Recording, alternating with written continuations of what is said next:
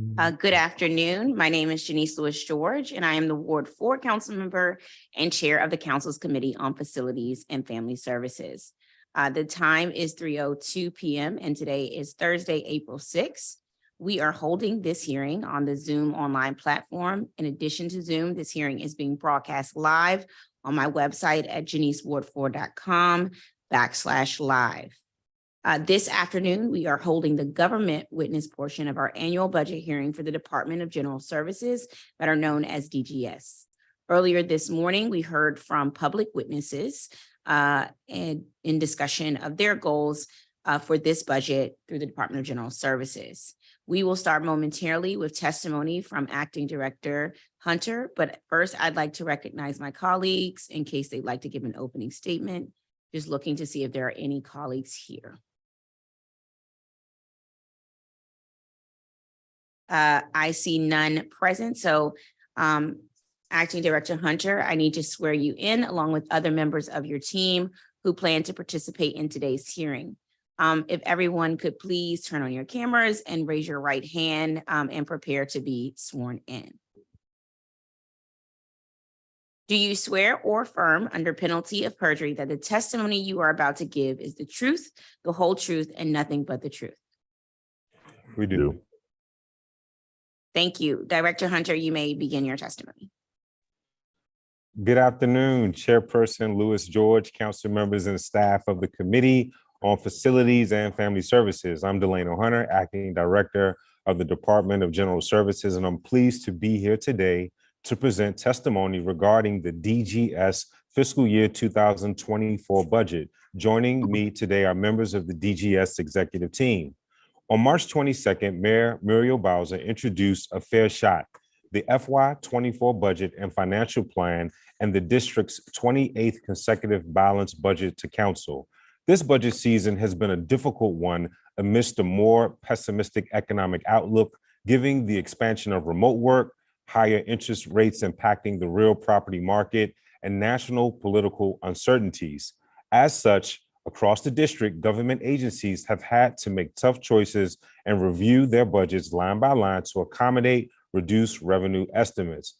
I'm proud to report, despite various budget reductions that DGS has had to make, that our core services and operations remain strong and resilient, and our workforce will continue to meet our core mission to build, maintain, and sustain the District of Columbia's real estate portfolio. DGS remains well-resourced to contribute to the district's comeback and poised to continue to deliver high-quality services to district residents and employees. The Mayor's Fair Shot budget signifies her continued commitment to invest in government services to enhance the district's operational readiness, to improve risk management, and strengthen service delivery, especially within a post-pandemic financial environment that continues to experience increased costs and vulnerable supply chains. In FY24, DGS's total operating budget is a proposed $431 million, which represents a 12% increase over the approved FY23 budget. The funds come from two sources, $428 million or 99% in local funds, and $2.7 million or 1% in special purpose revenue or O-type funds. This budget reflects the expansion of the preventative maintenance program to all district-owned facilities, dedicated funding for work order reduction efforts, critical investments in government-wide security needs, and increased funding for fixed costs in energy and rent. The agency's total 6-year capital budget authority is $73.4 million, with $38.4 million allocated for FY24 for DGS-owned capital projects. The budget also supports the strong team of 617 full-time employees who work tirelessly to ensure that the agency delivers on its commitment to district residents. I would like to take a moment to thank Mayor Bowser for her leadership and support to help ensure that DGS continues to deliver the highest quality services and world-class facilities to residents and employees of the District of Columbia. The mayor included critical investments in facility management, security, fixed costs, and capital modernizations. I will provide an overview of the mayor's enhancements in each of these areas, as well as note how her budget enhancement will affect agency operations. As the district's buildings age, we face the challenge of maintaining facilities within an expanding and diverse portfolio. Facilities management is critical as it not only protects our capital investment, but it also ensures the health and safety of our residents and supports their education and recreation experiences. DGS's FY24 budget reflects continued investments in an effective building maintenance. As the committee is aware, Mayor Bowser has invested a significant amount in facilities maintenance, with particular emphasis on HVAC performance and work order completion, to help ensure that DGS continues to advance the significant progress made to date. The mayor included the following in DGS's FY24 operating budget: $6.9 million for citywide work reduction efforts, $4.5 million to expand preventative maintenance of HVAC systems to non-DCPS facilities, $2.7 million to support consolidated maintenance contracts for DCPS, $1.1 million for building lock hardware repair, and $550,000 for DCPS air quality monitoring. These new investments are in addition to existing and recurring funds that have proven critical to facilities management in our schools and citywide district facilities. These include $13.6 million for HVAC preventative maintenance for DCPS facilities, $3.7 million for specialized maintenance at 5 additional schools, and $2.7 million for expanded fire and life safety improvements at district facilities. With these investments, DGS will continue the significant progress made to survey critical HVAC assets across the DCPS and citywide portfolio, improve work order productivity, and enhance operational readiness. From day one, Mayor Bowser has taken decisive action to make district communities stronger and safer for residents across all 8 wards. In FY24, she continues to make significant investments in public safety. Specifically, the mayor included $4.5 million to support citywide costs of security services and $1.1 million to address lock and door hardware work orders across the DGS portfolio, with a special focus on DCPS and DPR facilities. DGS will continue to work with our client agencies to make essential upgrades that will ensure that our public buildings are safe and secure for district residents, employees, and the visiting public. The mayor's FY24 budget also reflects major strides that DGS has made to deliver the best value in real estate and acquisition to district residents. The agency's portfolio team has been hard at work to leverage the challenging market conditions and help ensure that we secure the best possible deals for district leases. This work is reflected in the $27.5 million enhancement in rent and lease division to support citywide leasing costs. This funding supports new leases, including the new DGS headquarters located in Ward 7 at Minnesota and Bennett Avenue, as well as 2 large leases that will shift DGS's local portfolio, 899 North Capitol and LaFont Plaza. DGS's FY24 budget also includes $14.9 million to support citywide costs of energy and utilities for district agencies. As has occurred globally, the district has seen unprecedented year-over-year growth in utility costs in the last 2 years, driven mostly by the increase in electricity rates due to the rise in natural gas prices. Looking at electricity supply rates alone, we see an increase of over 250% between 2020 and 2022. As such, this enhancement is critical for ensuring that DGS has the local funding needed to cover increasing utility costs in FY24. The mayor's capital improvements plan supports smart, dependable investment through transparent, long-term capital planning. In the Fair Shot budget capital improvements plan, Mayor Bowser allocated $73.4 million of capital funding for DGS-owned projects across the 6-year CIP. In addition, DGS is responsible for implementing over $3.6 billion of capital funds to support the district's construction and modernization project across the CIP. And this includes $983 million in FY24 capital construction projects, $518 million or 53%, which is DCPS. Specific capital investments in the CIP in which DGS will implement are as follows. For public school modernizations, they include $2.5 billion for 41 school modernizations and expansions, including the build-outs for Plummer Elementary School in Ward 7, Lecky Elementary School in Ward 8, and Hardy Middle School in Ward 2. $110 million to turn the old Banneker School into the new Center City Middle School, and $77 million to renovate and expand the new MacArthur High School in Ward 3, and $12 million to support facility improvements at Excel Academy in Ward 8. With regards to Parks and Recreation funding, it includes $364 million for Parks and Recreation capital projects to include upgrades and renovations to 22 recreation facilities, $60 million for a new indoor sports complex, providing expanded all-season recreation opportunities for district residents, $12 million to modernize the Rumsey Aquatic Center, $6 million for Walter Reed Pool, and $5.7 million to replace Rosedale Pool, and $5 million for a splash pad blitz to renovate the outdoor splash pads at 14th and Park in Columbia Heights, and the Tacoma, Hillcrest, Fort Stevens, Palisades, Watkins, and King Greenleaf Recreation Centers. With regard to public safety and economic development projects, they include $55 million for the renovation and relocation of fire and police stations, including MPD's 7th District Headquarters and Thames Company 26, $276.5 million through FY 2029 to build a new annex to the district's correctional treatment facility that will provide DC Department of Corrections a new modernized facility reflecting their vision for up to 1,000 inmates, and $434 million to complete the construction of a new NICU Level 2 hospital and ambulatory center at the St. Elizabeth's campus, and $10 million to complete the construction of a new McMillan Community Center.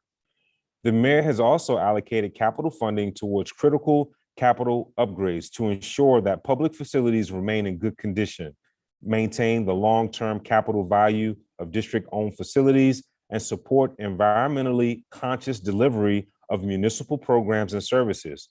Capital funding for these include $43 million in FY24 and $60 million through the 6-year CIP to replace heating and cooling systems that have reached their useful life to ensure that classrooms and schools do not experience disruptions. $7.5 million in FY24 and $17 million through the 6-year CIP for critical system replacements, HVAC systems, boilers, mechanical, electrical, and plumbing capital work for non-DCPS facilities, and $3.5 million to retrofit district government buildings to reduce environmental impact and energy costs. We are very excited about the mayor's capital investments and look forward to continuing to work with our partner agencies to deliver these important projects for district residents. I'm proud of the DGS team, and I want to thank them for working tirelessly on behalf of district residents to ensure that our real estate portfolio is safe, sustainable, and secure. DGS is a fiscally resilient agency with a world-class team of employees, and this team has realized the return on the mayor's investments, specifically in the successful rollout of our DCPS preventative maintenance program, the completion of over 25,000 work orders in FY22, the installation of solar sites throughout the district, and the construction and modernization of our state-of-the-art LEED certified buildings. Although we face difficulties due to the challenging revenue forecast, Mayor Bowser's FY24 Fair Shot budget positions DGS to continue our record of accomplishments in line with the agency's core mission to build, maintain, and sustain the district facilities portfolio. In this time of economic uncertainty for many district residents, we will continue to work closely with the mayor's office and council to ensure that the resources allocated to DGS continues to serve as a foundation for long-term sound management of the district's infrastructure. In addition to using funds allocated in our FY24 budget, we'll search for every opportunity to become more efficient and accessible and access outside funding. The council and this committee are critical allies in this effort, and I look forward to our continued work together to achieve our shared goals under the Fair Shot budget. So I'd like to thank you for this opportunity to testify today. And I, along with members of the executive team, are happy to answer any questions that you have. And also just want to express my excitement to join Team DGS. And also, I'm looking forward to working with you, Chairperson Lewis George, and also members of the committee that are no stranger. We've had an opportunity to build relationships through our work through DPR and at my other stops within government. And I look forward to continued partnership in the months and years ahead. Thank you for your time. Thank you so much, Director Hunter. And I share the excitement for what is ahead of us. And you have an amazing team there, as I know you already know, who work hard and diligently for the residents of the District of Columbia in maintaining and managing a large portfolio. We will get started with rounds. My colleagues I see have joined us. We're going to have 15-minute rounds, colleagues. And so after my first round, I will start with Councilmember Nadeau. I see we've been joined by the Honorable Vince Gray. And I thought I saw Councilmember Fruman. And so we'll come to you, Councilmember Fruman, if you are here. I'm going to start with facilities section.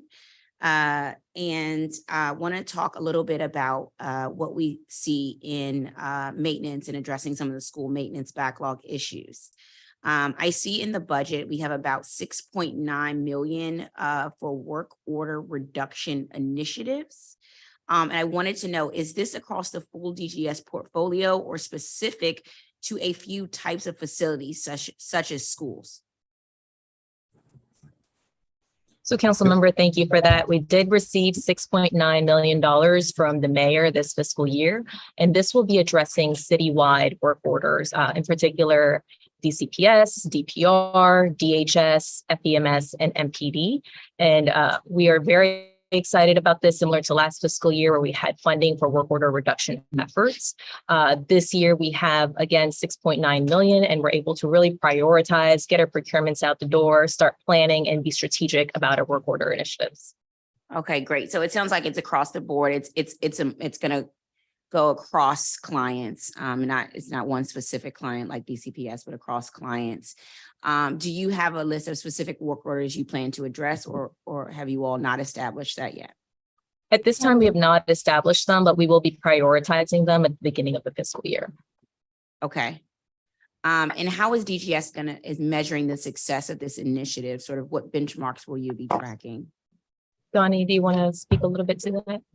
Sure. We'll be looking at the successful prioritization of those work orders, the timely procurement, the completion of those work orders, and just the overall thorough communication with our client agencies throughout the entire process. Okay. And what are we planning to do strategically with these investments to improve work order response times and the quality of work? Is there a strategic plan for maintenance that DGS is using to guide sort of its day-to-day efforts? Well, first, I want to think that the mayor's investment in this, I think this is the first time we've had dedicated funding specifically for work orders. So it's going to be very helpful to get that funding up front. We can align our procurement, align our prioritization of work orders to get out there earlier.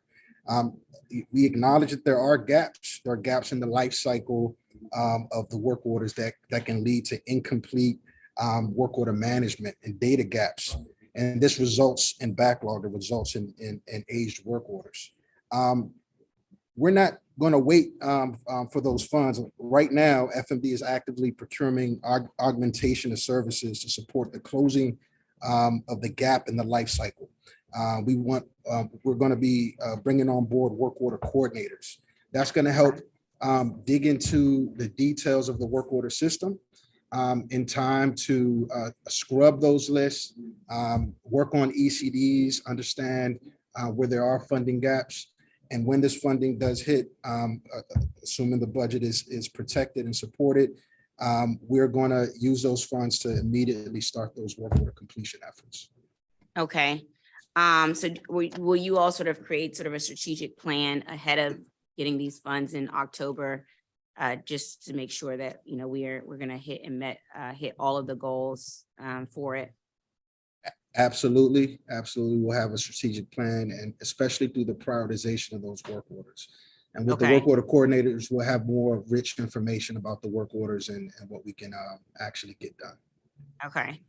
One of the big things we heard in public testimony at DGS performance oversight hearing last month was that work orders stay open far too long. And we had some examples of some of the work orders that were open for a long time.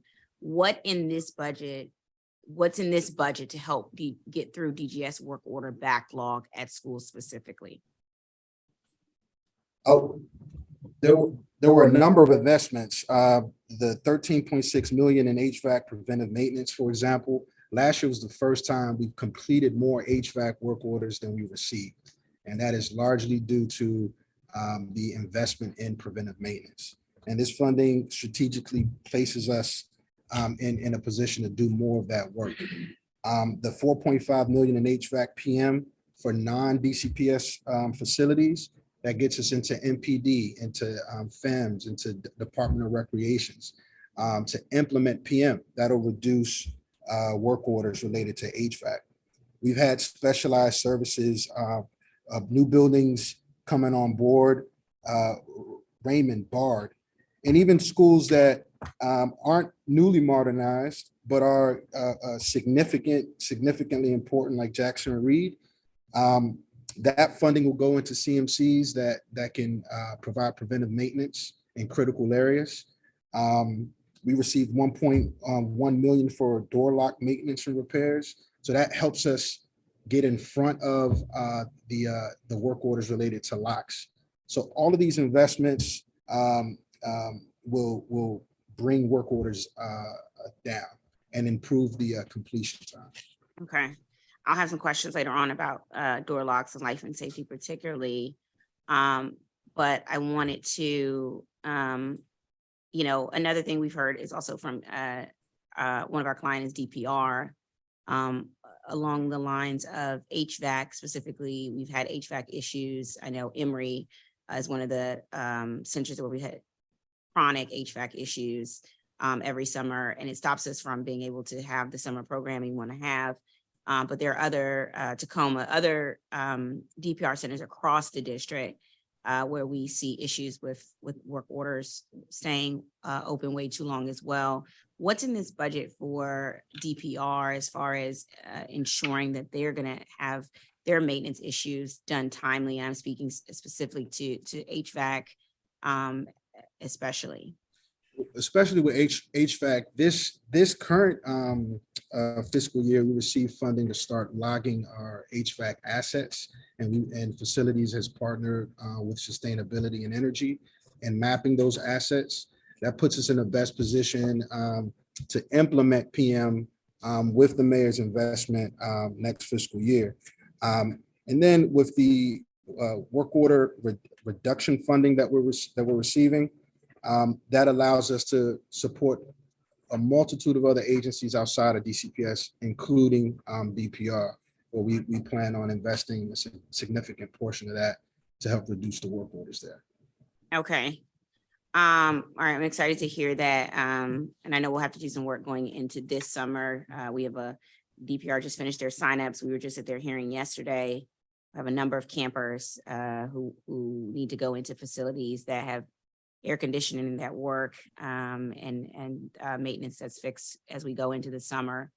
Another theme from performance oversight was a long wait times to assign estimated completion dates, or ECDs, for each work order. Is it accurate that the FMD team leaders and supervisors are responsible for assigning ECDs based on their determination of available resources and manpower? That is correct. Available resources and manpower. So it's not always specific to funding. It could just be man and woman power in our trades department to address those work orders. Really, a lot of this has to do with logistics and work order management. The agency invested in improving the way we intake work orders with the development of FIRST. But there's still areas within the work order management life cycle that we have to look in and double down in. That is the assignment and routing to the specific work teams, the QA/QC, or the quality assurance checks, and the closeout, that is making sure that all of the costs, hours, and materials associated with each work order are properly inputted in the system. And that includes estimated completion dates, really determining based on our available resources, how soon can we complete those work orders. We rely on our supervisors to do that. But these are the same folks that are out in the field turning wrenches. That's what I was gonna say. I was gonna ask you, who in, right? So Right. who in FMD assigns ECDs? Or is it the same person? Are these the same people who are also like in the field?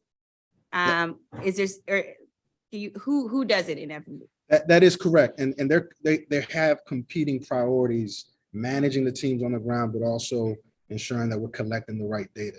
That's why we're moving forward with getting work order coordination support. We're augmenting our staff, folks that can partner with first, and after the initial intake, focus on all the logistics around moving those work orders.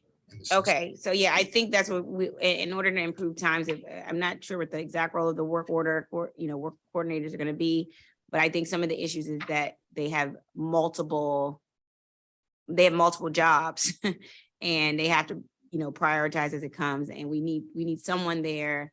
We need some people there, not one, some people there doing the ECD, estimating that ECD and making a determination of available resources and manpower very quickly. And that should be sort of their concentrated effort. And as far as assigning ECD goes, do you all assign people will you assign people differently based on the problem type? So for example, is there someone who does ECDs for electrical services? Is someone who does ECDs for HVAC? Or is it going to be seen that they basically can do that's all of exactly it? Right. Our preference is to embed the work order coordinators within each unit. So there's a coordinator specifically working with the plumbing team, looking at the work orders, helping with those ECDs, and they're a dedicated support. Okay. And would you say right now, I guess you're gonna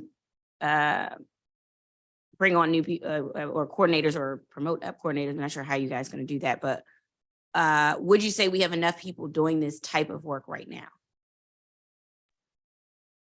Right, we have enough supervisors right now. The issue is the competing priorities that fill up their day. We can easily get an emergency that can take us completely off track for that critical. That's right.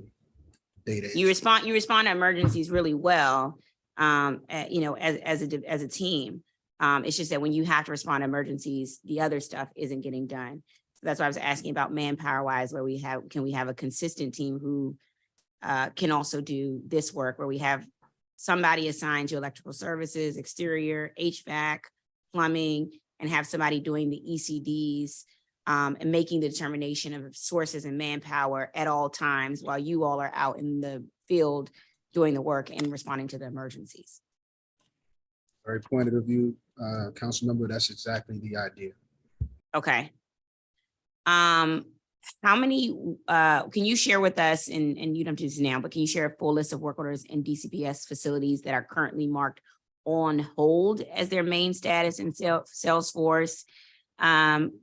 Because we have a number that I see that it says on hold, and I'm not sure what on hold means and who decides if a work order needs to go on hold. Is it DGS or is that DCPS?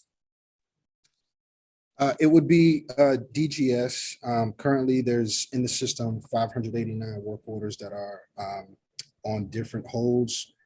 It can be related to access, labor, parts, procurement, going through the procurement process. It may be a project. It may even be seasonal. It's just out of season and on hold for that reason.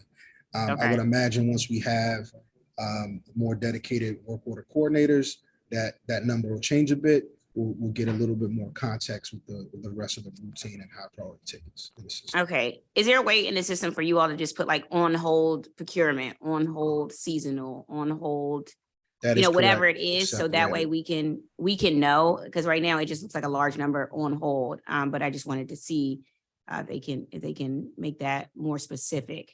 And then for those that are on hold, do we have price estimates for each request? I'm asking because if it's something that's on hold, do we need to, within this budget, figure out how to get it off hold? Because for those that are on hold because of budget or there will undoubtedly be work orders that don't quite have a price yet to it. We typically have to have funding set aside. It'd be an approved work order project to move forward. And then we will often need to get multiple estimates to compare against our independent government estimate. And there is the ability in the system to look at problem types. It's what we've spent in similar problem types in the past, and apply that as a projection of what okay. a work order may cost. When is the price assigned? At what stage? The price is usually assigned after first initially does the intake, and it's usually when a work order is determined to be a project or require contract support, that we assign a projected estimate, and it's after that work order is assessed. So we have to look at it. We have to have a closer look at it. It's got to be a project that we're certainly moving forward with. And then the work is done to properly assess and estimate a cost. Okay. If you can share with us sort of where we are with those work orders that are on hold that are necessary for projects, so that we can get a sense of what we need to do to get those work orders off on hold for procurement reasons. Absolutely, Councilman. Thank you. I'm going to go to my colleague, Councilmember Breanne Nadeau, for a round.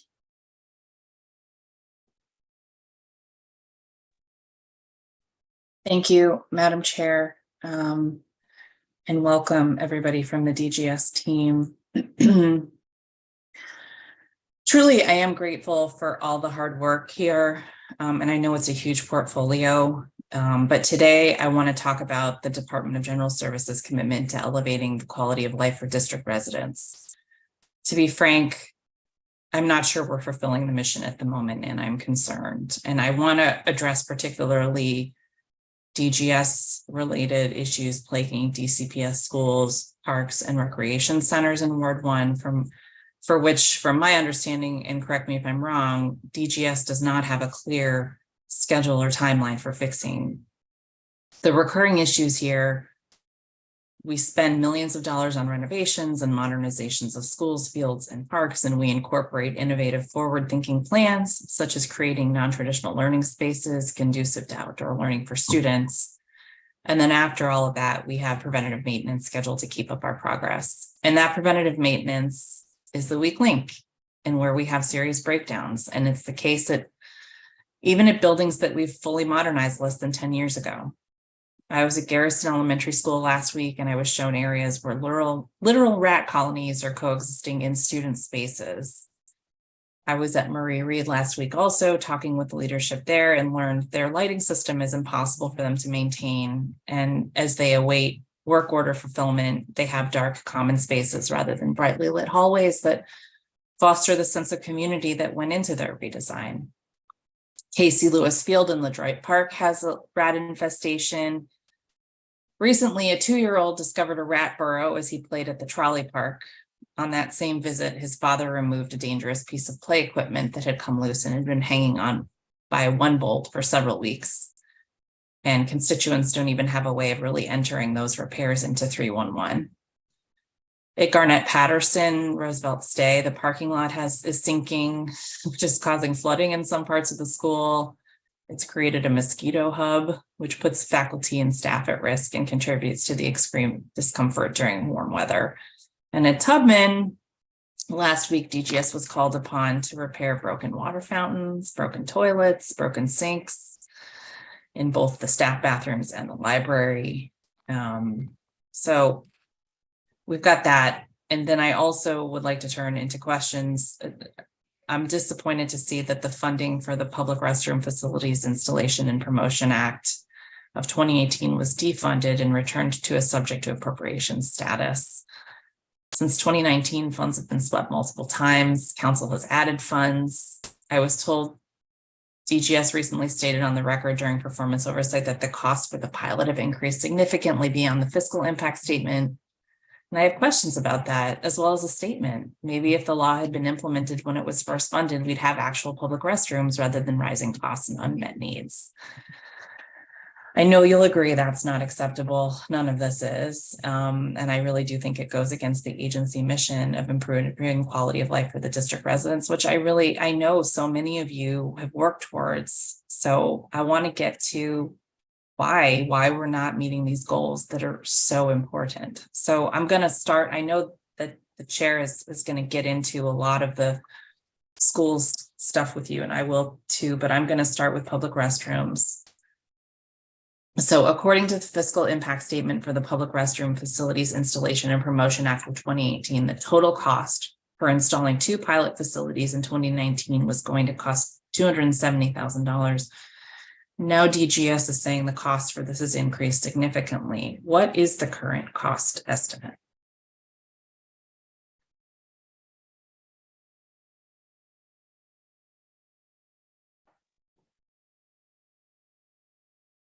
Good afternoon. At this current time, the estimate that we have is roughly on the upwards of $900K per unit. And that is just that, an estimate. It could vary as the project may continue, depending on, cost of the resources available. So right at this current moment, it's about upwards of the $950K. And that is based on what design? I'm sorry, Councilman, can you repeat that? I am having. That's based on what design, what model, what version of the public restroom? I will defer to my capital construction team. Maybe Paula, could you opine? Good afternoon, council member. I think it was based on the design, the prototype design that was shared with the, that was worked on with the focus group. I can share that with you, but I don't have the file here. But it was that design that was agreed on, and shared with the focus group for the pilot scheme. What do you attribute the increase in cost to? Well, basically, I think the numbers we had before were sort of for prototype sites, and by the time we agreed on a site, that seems specific and that was acceptable to the focus group. We found out that the site challenges and, escalating costs, we had to address that. And we, came with this number that was far above what we had initially projected. So since we've begun this, there's been some new technology that can bring costs down with public restrooms that don't require quite as much siting, right? They don't require plumbing. They don't require quite as much infrastructure, I should say. What do you think we should do at this point? If this government, and I guess this is a question, but if this government is committed to putting public restrooms throughout the city, what do we do now? I think we just need to think this through more thoroughly, council member, because initially we were all talking about the initial capital investment, but then it's not just putting down that bedroom, but I think the operational cost, it's sort of like huge, far more than the cost to just build it, because if you put down that sort of facility that is so energy intensive to maintain, and you don't think through, how much cost, then it's just going to be a white elephant that is going to be dilapidated in weeks, not even months.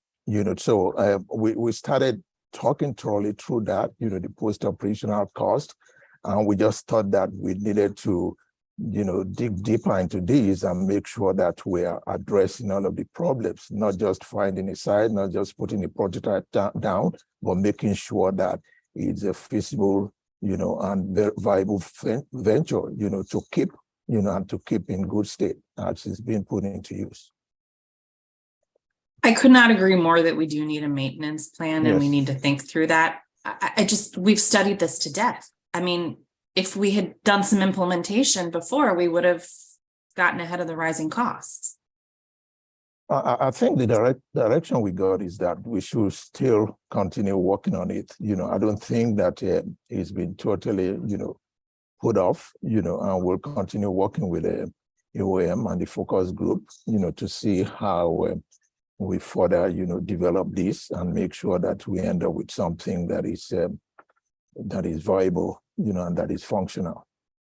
Okay, but I want some action. So I need to know from this agency how much money it would take to get this pilot off the ground in FY24 so that we can move forward, so that council can find the funds. So I will ask you to follow up with me and the committee chair on that. Yes, we will, Council Member. Thank you.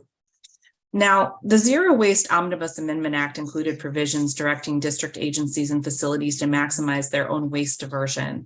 The council funded 3 FTEs at DGS in the FY22 budget to support this work. Have these positions been filled? Yes, ma'am, they have been. Great. With respect to the school maintenance backlog, what is in the budget for FY24 to address the backlog of maintenance requests? So council member, we received $6.9 million for work order reduction efforts this year for citywide. So that does include DCPS. In addition, we also have funding, recurring funding of $2.7 million for fire and life safety improvements at DCPS and DPR, which will be looking at work orders, and we'll be using that $2.7 million towards those types of work orders, FLS and safety improvements. In addition to that, we also have funding for asbestos for DCPS of about $375,000, and we're also continuing air quality monitoring of $550,000. So all of those combined with our preventative maintenance funding of $13.6 million citywide, or sorry, for DCPS this fiscal year, all assist us in the work order reduction efforts. The $6.9 million is FY23 or FY24? FY24, ma'am. Okay, thank you. Mhm. Can you walk me through the process of how and why a request is put on hold at DGS? Sure, Council Member. A work order can be placed on hold. An example may be seasonal. There are, for example, if it's a playground surface and we're in the winter, it may be placed on hold so that we can have consistent warm weather to be able to address that work order. It could be a special project that requires funding. There can be an infinite amount of service requests, but we have a finite budget that we have to stay within. So there is a prioritization that goes back and forth with the client, with our sister and client agencies. And so a work order can be placed on hold for a reason like that. It could also be labor as well. We have a certain amount of staff members, and as we schedule the work, it may be placed on hold until the labor force can be made available. You mentioned, thank you, Mr. Gonzalez. You mentioned the back and forth with the client agencies. Is it up to the client agency how the projects are prioritized? Absolutely. We do not work in a vacuum. We certainly want to work with the client agency leadership, and especially in the case of this year, we're also working with the teams on the ground, the DSLs, MSLs, the principals. We're utilizing our building management staff to work directly with them, and having those kitchen table conversations about what we can get done with the available resources. Thank you. Is it possible for me to get a list of the Ward 1 schools that are included in the preventative maintenance for the upcoming fiscal year? Absolutely. I will say all schools are part of the preventive maintenance HVAC program now. This is something that's Okay. already implemented. Great. Yep. Where's that located in the budget? Preventative maintenance funding is located in activity 3009, CSG 35. And council member, you won't see that as an enhancement this fiscal year because we did receive funding for it in FY23. So the Okay. variance is not going to show because it's already in our budget. Okay, thank you. I noted from the testimony, the budget allocates 364 million for parks and recreational capital projects. Does DGS have a plan to incorporate these projects into existing maintenance efforts? I can speak to that. In addition, well, as a part of those 365 million in capital, the proposed capital investment, it also includes a number of right sizing, what I will call sort of capital eligible maintenance projects. So for instance, the 5 million in splash pad blitz tongue twister. Well, of course, we've had a number of issues with keeping those online during the very hot temperatures. Some are older. Those first generation of splash pads, which were built around 2009, 2010, they're due for replacement. So it allows us, it right sizes that budget and allows us to blitz and do many of those splash pads or spray parks at once. Additionally, in the DPR budget, you'll find additional funding and projects for like ADA accessibility, also roof replacement, and also HVAC replacement. So those are what I would consider from a client agency's perspective, those kind of capital eligible maintenance projects that are so crucial to keeping these facilities working and in good order. Thank you for that. I appreciate it, Director. Mm-hmm. Earlier this year, we had difficulty getting rat abatement done at the Civic Heights Plaza in Columbia Heights. We had to sort of go up the chain to leadership at DGS to get it done. And in fact, a nonprofit ended up paying for part of it in the end because it was just, we needed to get it done. How many FTEs, and like this is the case I've mentioned in my opening statement, in a number of properties, we've got serious issues with rat abatement. How many FTEs are dedicated to rat abatement, or alternately, what contracts are in place to do rat abatement and what do they cover?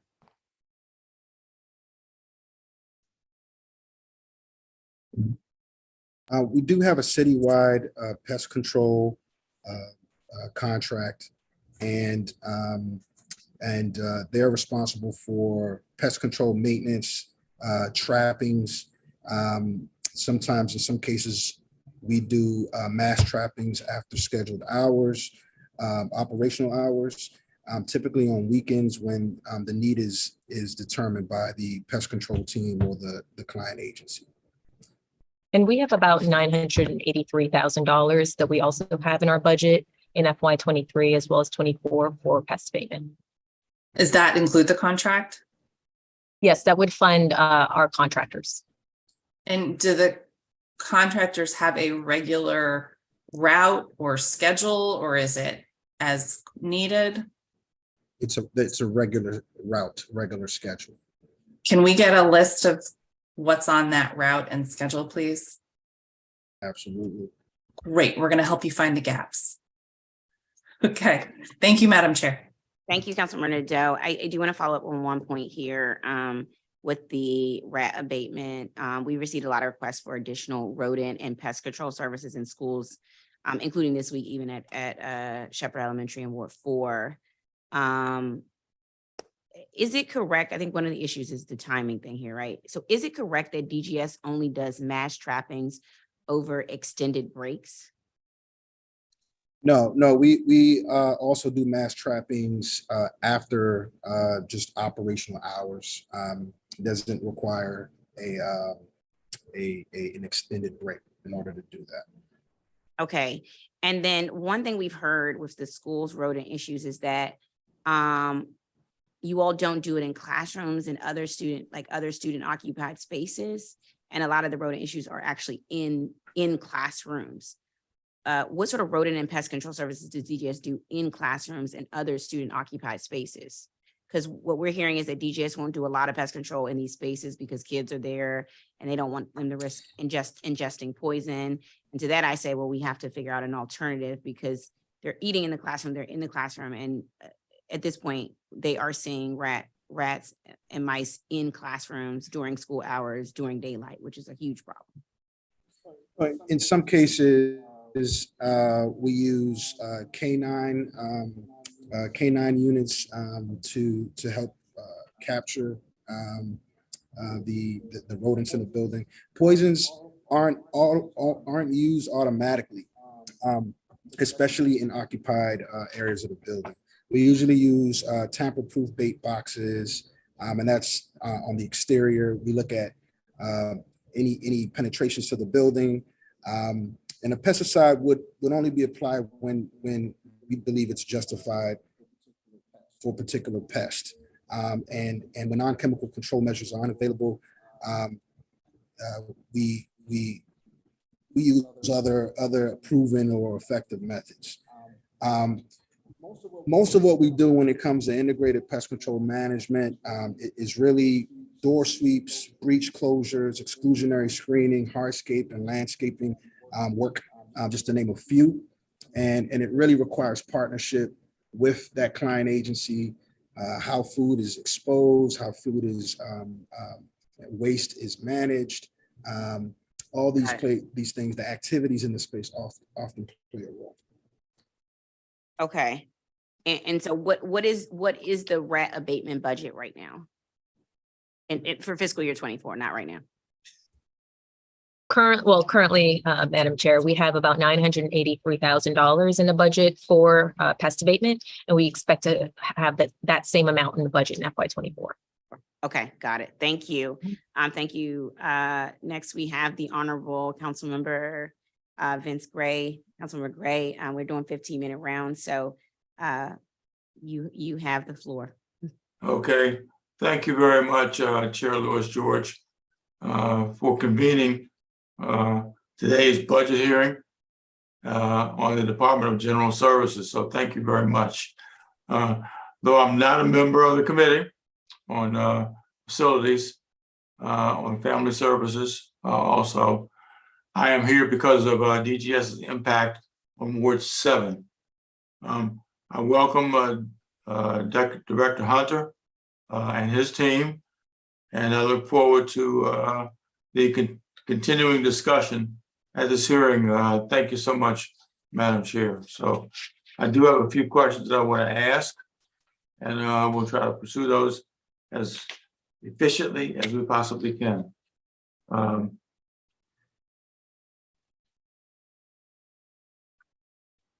In terms of some of the questions that we have,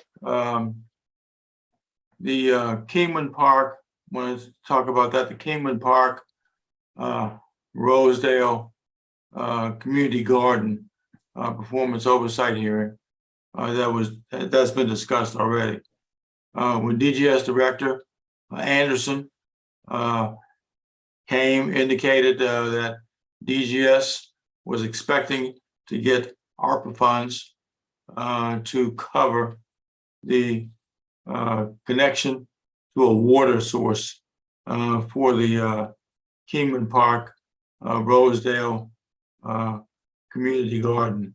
I don't know if you recall that, Madam Chair, but I certainly do at this point.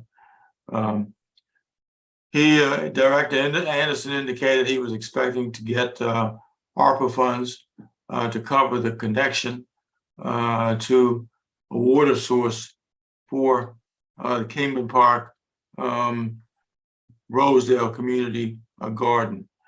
DGS was committed to providing the project schedule, which we have not gotten at this point.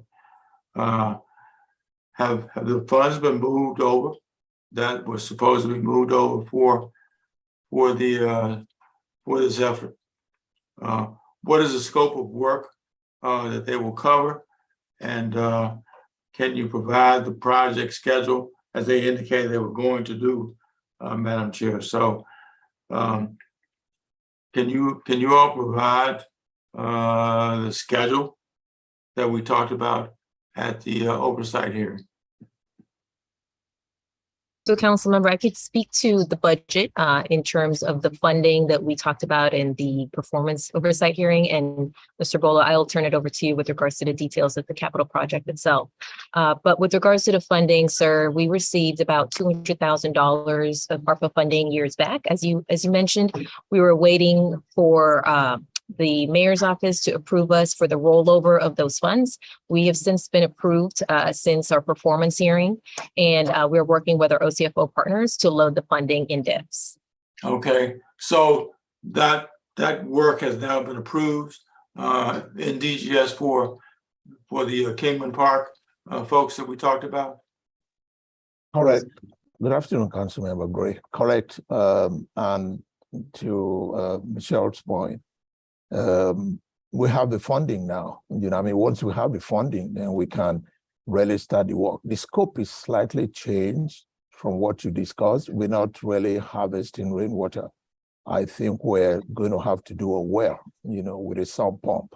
We think that is more reliable and it's more, I mean, it's you get more, reliable water, for the residents to use, in their gardens, instead of, this haphazard, and the inconsistency of harvesting rainwater.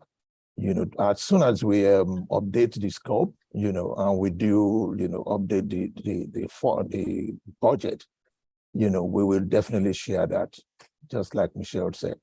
But we have a path forward with that project. Okay, when will we get that schedule that you promised to get to us? Now that the funding is confirmed, I will, work with my group to get that to you, Councilmember Gray, in the next week or two. Within the next week or two? I'm just trying to understand exactly when will we get the information that we were promised. I'll get it to you next week. We will definitely get it to you next week, Councilmember Gray. Next week? Yes, sir. Okay, I'll look forward within the next week. Now I'm going to make sure my staff follows up with you. Okay. To be able to ascertain exactly when that information is going to be available to us. Yes, sir. Okay. At the performance oversight hearing, there was also discussion about providing a timeline for the DGS headquarters construction, noting that substantial completion was expected by the end of this current month. Where are we at this point? Councilmember, substantial completion will occur April 11th. We had some delays because of some data infrastructure that needed to arrive. So we expect substantial completion to occur April 11th. And following that, we will begin moving in the various divisions into the building. Okay, and so that all will be moved into the building within the next 2-3 weeks? It will span between April and into May. We're moving from 3 different locations, 64 New York, to the U Street location, as well as Reeves Center. So it will go over the course of several weeks. Several. Can you pin that down better for me so I can understand exactly when this is going to happen? I believe we will be fully in the building by the end of May. By the end of May. Correct. Okay, so pin it down for me as best you possibly can. I will follow up and give you an exact date after this hearing. Okay. I can provide that to you before the end of the week. Yeah, we'll look forward to it. We've followed very closely on Minnesota Avenue, excuse me, the work that's being done. And we want to see that this happens in a way that, is as efficient as it possibly can be. So I'll appreciate getting that information as quickly as you possibly can get it to us. Will do. Okay.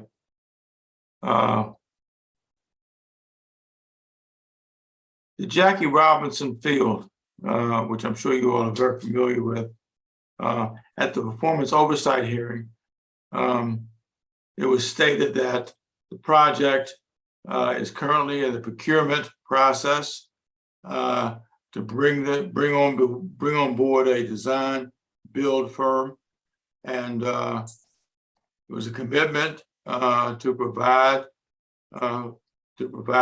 to get the work done as quickly as we possibly can. Do you have the scope of work done at this point?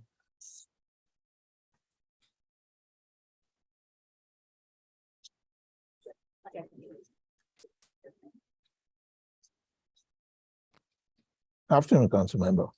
Yes, we have a scope of work for that. You've done the scope of work now? Yes, sir. Okay. Is that something you can share with us at this point? We certainly can do that. Okay. When will we get that? Let me follow up with the group, Council Member. I don't know where they are, on the scope of work, and I don't want to promise, but we work on it as soon as, No, and I don't want you to promise something that you can't deliver either. So exactly. But can you tell me when you will deliver this information? I'll look to delivering it next week if it's available, or I'll just follow up with you next week if it's not available, and tell you a definite time when we'll have it. Okay, you will tell me when we will get the information. Correct, sir. Well, when is that going to be? Next week. Next week. Yes, I'll follow with the group and let you know. If we have it, I'll deliver it to you, Councilmember Gray. If we don't, then I will follow up confirming when you will have it. But is there a likelihood, based on this discussion, yes, and previous discussions, is it likely you're going to wind up not being able to deliver the information? No, I don't think so. I think we will have the information for you. Okay, and we'll get that next week? I will follow up with you next week, Council Member. Okay. We've been banking on this information on more than one occasion. So okay, I do want to be able to say to somebody, on our team, that you promised to get us the information by a date certain, and that you will do that. So is that a fact? yes. In fact, I think that we completed the scope of work, if I recollect, I think it's in solicitation for the procurement, the services, so I can certainly get you the scope of work next week. Okay, so give me a date. I will get it to you tomorrow or first thing on Monday. Okay. Yeah, as you can tell, the uncertainty leaves me with a lot of questions, sir. No, I thought it's more certain than before. I just gave you a specific date, Council Member. I will get it to you on Monday, tomorrow or Monday. We have the scope, is in solicitation, and I will get the scope of work to you. So I will have the information from you by Monday. Is that right? Correct, sir. Okay, I'll look forward to getting it. And I think you know me, and others know me well enough to know that if you don't deliver on what you say you're going to promise, that's just not going to work. Okay. Trust me, Councilman, I won't put myself in that state. Okay. Well, I wish I could have such a jocular view of things as you do at this point. I don't have it. So I'm looking to you to deliver what you say you're going to do. Okay. I will, sir. All right. Councilmember, I did have an update for you for the move completion date for DGS. We expect to be fully moved in by May 22nd. May 22nd. Okay, is that something we can bank on? Yes, it is. It is, okay. May 22nd. Correct. Okay, great, fantastic. And we'll look forward to that. I will be coming up Minnesota Avenue, high-fiving you guys with what you've accomplished, okay? Director Hunter, I'm banking on you to be able to deliver on what you just said, okay? Yes, Councilmember. As you know, we try to be as exacting as we possibly can be for situations like this. And I'm looking forward to you making sure your team delivers on what they've said that they will deliver to get this done, okay? Understood. Thank you, Director Hunter. I appreciate you. All right. I want to ask about the Hillcrest Indoor Aquatic Center. That's a project that we've committed to getting done. And at the performance oversight hearing, DGS indicated that they had completed the statement of work for DPR for that Hillcrest Aquatic Center, and that DPR was reviewing that for approval. And they were then moving to the procurement stage. Is that where we are, Director Hunter? Correct. Correct, Council Member. That's where we are. We'll provide updates. Okay. Well, Once we get it back from DPR, it would, like you said, definitely get into the procurement phase of the project. Okay. What is the procurement timeline?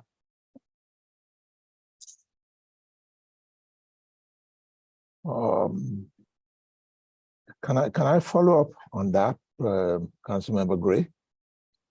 Yeah, absolutely. When are you going to follow up? I'll confirm from our contracts and procurement. I'll follow up with you next week. When? I'm sorry. Next week. I will follow up with you next week. Okay. Councilmember Gray. Once I get a confirmation, how procurement, it's busy, contract and procurement, where they are, with procurement actions, I will confirm a schedule. Well, I think Director Hunter knows I'm exacting for situations like this, okay? And I want to be able to say that you said you were going to do X, but by a particular date, and that you did it, okay? Yes, sir. All right. Well, I'm already out of time. Thank you very much, and I will follow up with you, Director Hunter, and I will follow up with our chair. Thank you. On the additional issues that we've addressed here. That's right. My team took notes, Councilmember Gray, on all the deliverables that are promised to you. So please let us know as well. We want to work with you, make sure that those things get done. And Councilmember Gray, is it right that when you were mayor, you created DGS? What was that? Is it true that when you were mayor, you created DGS? Yes, you're right. You're absolutely right. Wow. All right, y'all. Y'all got to deliver for Councilmember Gray. I'm gonna tell you. But we will absolutely follow up. But yes, thank you so much. Thank you, Director Lewis George. Thank you. Next up, let me see. I don't see Councilmember Fruman is here, so we'll move on to a second round. If he comes back, I'll let him have his round. Director, I want to go back to facilities. I want to talk a little bit about preventative maintenance. I was pleased to hear about DGS's progress towards doing more preventative maintenance, better known as PM, last year and this year. In response to pre-hearing question 20, Director Anderson said there is $13.6 million investment for DCPS HVAC preventative maintenance. Where should I look for that in this budget? Councilmember, you can find that in activity 3009 CSG 35. That 13.6 million is not showing up as a variance in FY24 because it was added as an enhancement last fiscal year. Oh, okay. Okay. And then can you all share a list of schools that are included? Yes, ma'am. Okay. I'm also glad to see the 4.5 million enhancement for HVAC preventive maintenance in non-DCPS facilities. We talked a little bit about this earlier regarding DPR, but which non-DCPS facilities will get HVAC preventative maintenance in fiscal year 24? Councilmember, DPR, MPD, and fire and EMS. Okay. And is there a list of each of those that like each of those that funding will go towards? I can speak a little bit more towards where we are. That there is definitely a list. Okay. What we're essentially going to do when the vendor is onboarded, that's doing the surveys that collect all of the asset data. The first step is going to be meeting with each one of the client agencies and going through their list of buildings to make sure that we have an accurate accounting of where we want to do the surveys. And then once that's completed, we can kind of share that full list of buildings and sites that we're going to include for next year's dedicated PM funding. Okay. Let me ask this. So how many buildings will get preventative maintenance? Well, there's I'm going off of memory here, but in the scope of work, there's roughly 190 additional buildings that we included in the cataloging, if you will, because that is our first step. But that's what we're going to be surveying to develop this list of HVAC assets that need PM. Okay. That's right, Go ahead. I was just going to say, Councilmember, we did receive $900,000 of funding for FY23 to Mr. Floca's point with regards to cataloging those non-DCPS HVAC database systems. Oh, okay. Okay. In response to the November 2022 DC Auto recommendation that DGS begin tracking preventative maintenance activities in Salesforce, DGS said this in response, I quote, in fiscal year 23, DGS will finalize the development of a maintenance module within its work order platform, which will schedule and track all assets and maintenance activities for all the critical HVAC assets currently cataloged. Is this done yet? And if not, when is it expected to be complete? So we're looking at roughly June to have the module finalized. And essentially what we're doing is taking all of that asset HVAC data and all of the schedules of maintenance, if you will, for each one of the asset types and putting that into a module within Salesforce that can then track what is done across each season, what preventative maintenance, inspection, testing, maintenance is completed. Okay. I should ask you like Councilmember Gray, can I get closer to, no, just joking. June 2023 is what you told me. So I'm going to give you till June 30th, 2023 to have that complete. DGS also said in response to pre-hearing question 134 in February that phase 1 is currently in procurement and there will be a contractor on board during the month of March to complete the logging of HVAC assets across the portfolio. Was this contractor hired on schedule and was the logging of HVAC assets completed on schedule? So that's a little bit what we were talking about just a second ago. The vendor is not onboarded yet, but we're days away from making that award. So we're very close. And I have, no real concerns about actually collecting the data. I mean, DGS does have information on a lot of these buildings, obviously already. What we're doing with this vendor is taking a very detailed approach to looking at each one of the HVAC assets down to terminal units to understand what needs maintenance. And I think that'll take, 2 to 3 months after we get this vendor on board, and the vendor will be on board this month. Okay. So the goal is for the vendor to be onboarded this month and for work to be completed by the end of June. And there's, I guess, a distinction between the actual cataloging, if you will, the work out. Oh yeah, the field. Cataloging. Okay, right? yes. So that's the first step, right? So we go out, okay. We look at each one of the buildings. We use the facility condition assessments as a basis of what's there. but then we go down to a more detailed granular level about what's in each one of the rooms. So that way we know all of the details of the system. That's that catalog and Mhm. all of the different asset types, whether it's a rooftop unit or a VRF cassette, gets activity schedule, if you will, a schedule of maintenance. And then that information is what's going to be built into the Salesforce module that's going to be finalized and up over the summer in June. Over summer. Okay. I'm looking forward to getting to that information because I think it's going to better how we do work here in the district, especially with our HVAC system and some additional questions we could be able to answer for ourselves in having that information. Does DGS use OCFO's capital asset replacement scheduling system, better known as CARS, to determine when and where to perform maintenance on building components such as roofs, HVAC systems, and elevators? We currently do not use the CAR system for maintenance. Okay. Is there anything? And well, one question, let me follow up with that. Why don't we use it? We do use it for fleet.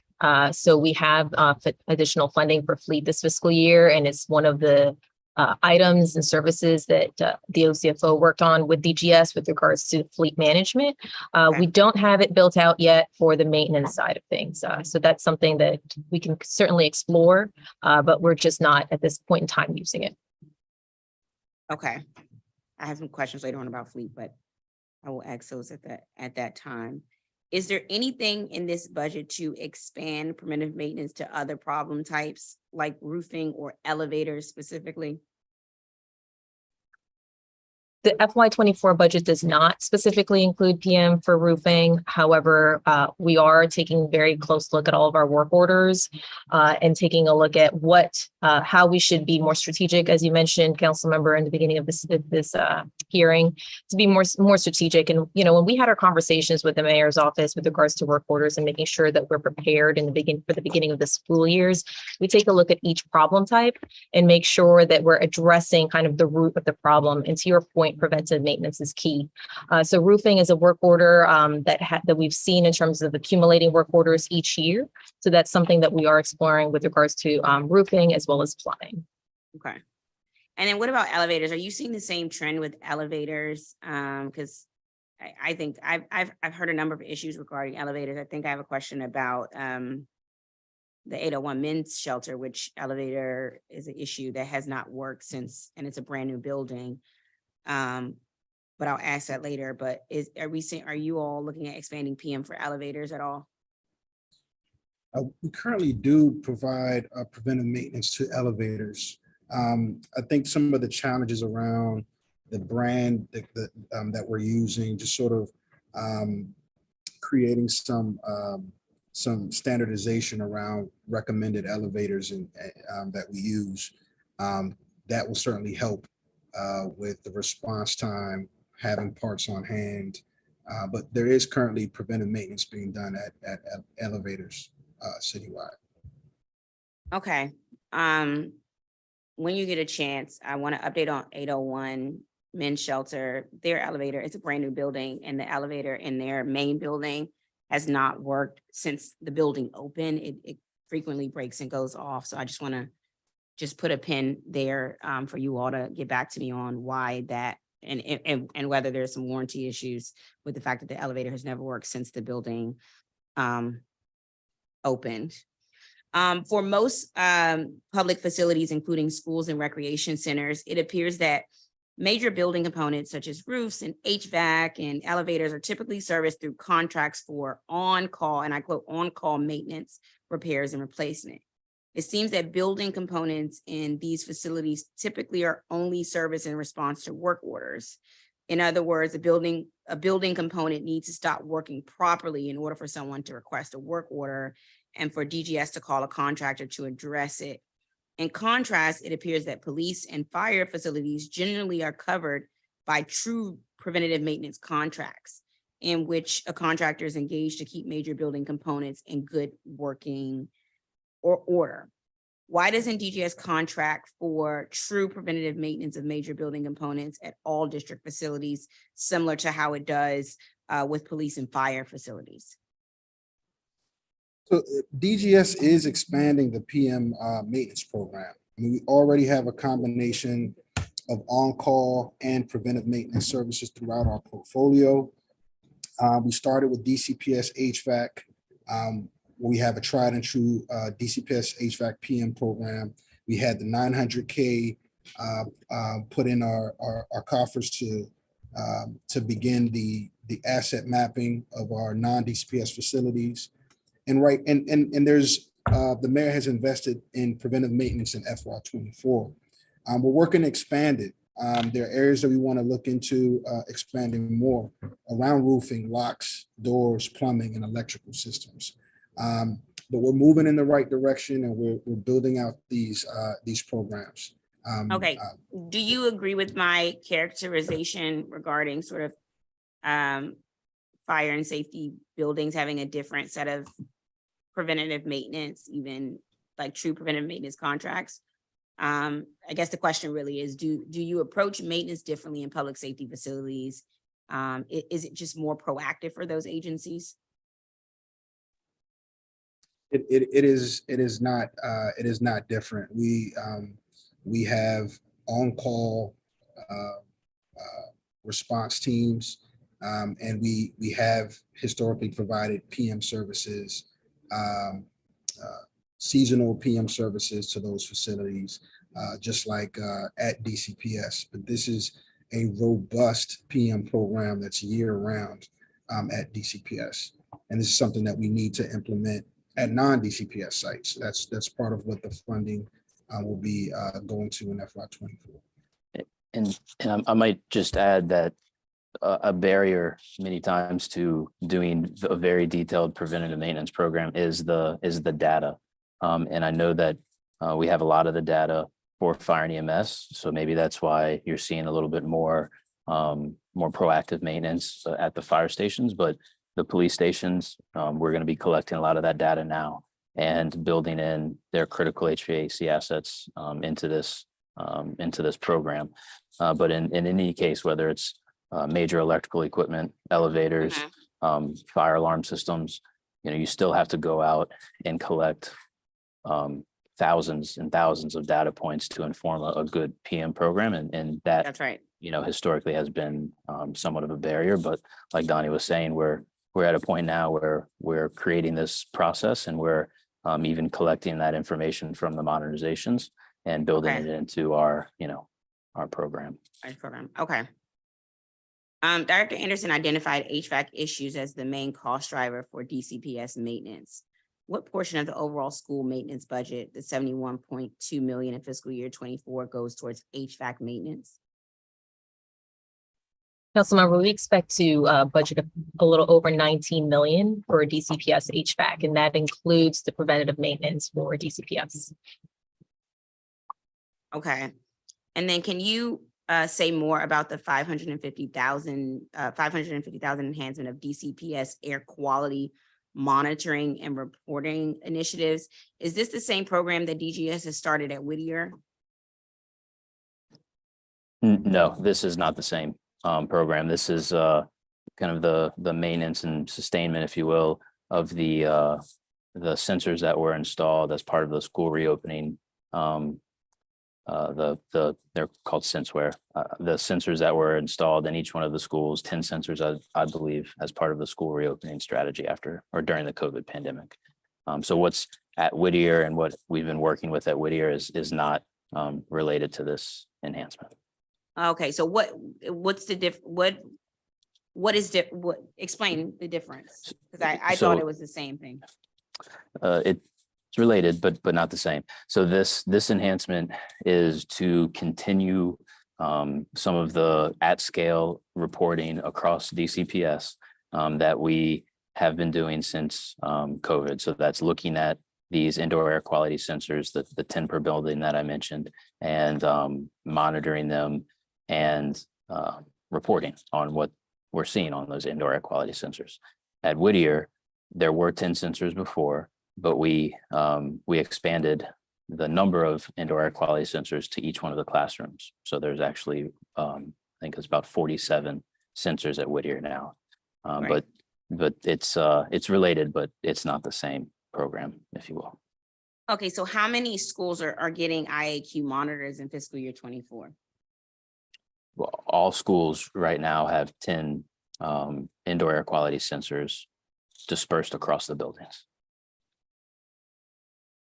All schools have that right now, and that will continue in FY24. That's what this 550 will fund. So is the 550 to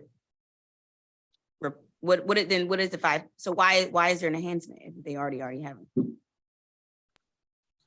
them? Those sensors on a subscription service. So this funding will help continue the services throughout the next fiscal year.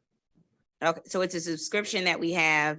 So are they going to just send us new sensors because they need to be replaced? It's the same sensors, but the data is captured and put in a database for analysis.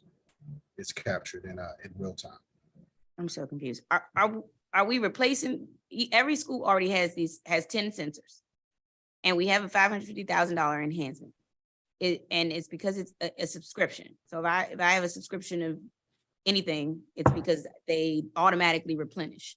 Are we getting a new set of sensors, and all 10 of the new 10, and each school is going to get 10 new sensors? Like, that's what I'm trying to figure out, is what is 550 for? So the sensors collect data. We don't have to replace the physical sensors, but it's the software subscription that collects the data. Okay.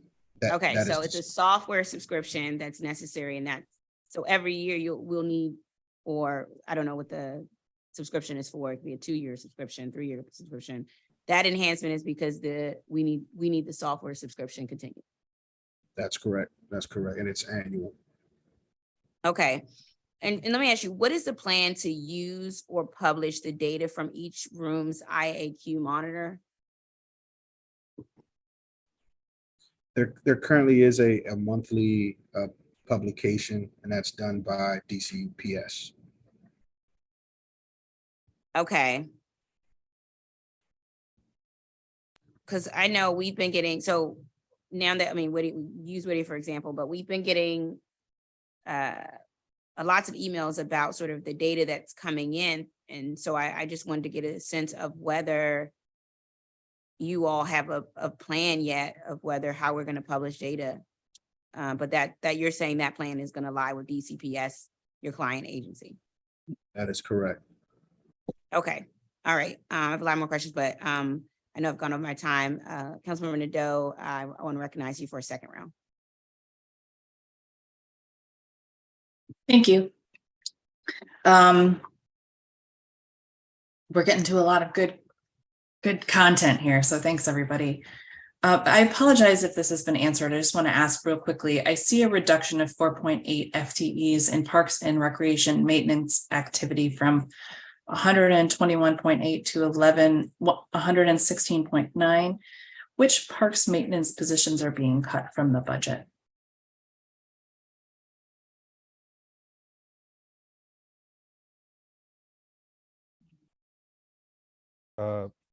Good afternoon, Councilmember Nadeau. Those are a hodgepodge of positions. Some of those were actually non-union positions in our management team. There was one maintenance worker position that was cut out of the 4 that we had. So most of those were non-union, would not affect the impact of services that were delivered as they were vacant positions. And there was just one maintenance worker, which was also vacant at that time. So were they like part-time or contract or? No, these were full-time positions that we had a reduction of 24 positions total, and they were part of that reduction, just those 4. So it was 4 full-time positions that were vacant at that time that we had to reduce our FTE count by. That's a lot of reductions for the maintenance team, huh? It's a lot of reductions in general, but yes. Yeah, and that sounds like it's going to have an impact on delivering some of these things we've been talking about. I'm not sure yet. We're working to hire where we can and fill the places that we can within the budgeted amount that we have available. We work with, the HR team works with FMD weekly to discuss where we need to look for vacancies and where we need to look for hiring as well to try to fill the gaps that we can. Understood. Thank you. You're welcome. Ma'am. I have two properties I want to ask about in the Public Works and Operations portfolio of my committee. I know that 441 4th Street is a challenge. The conditions in the Office of Contracting Procurement have been difficult lately. Defective heating and electrical, hot water, some issues with toilet water, pest control, and indoor air quality. Is DGS aware of those conditions, and is there a plan to remediate them?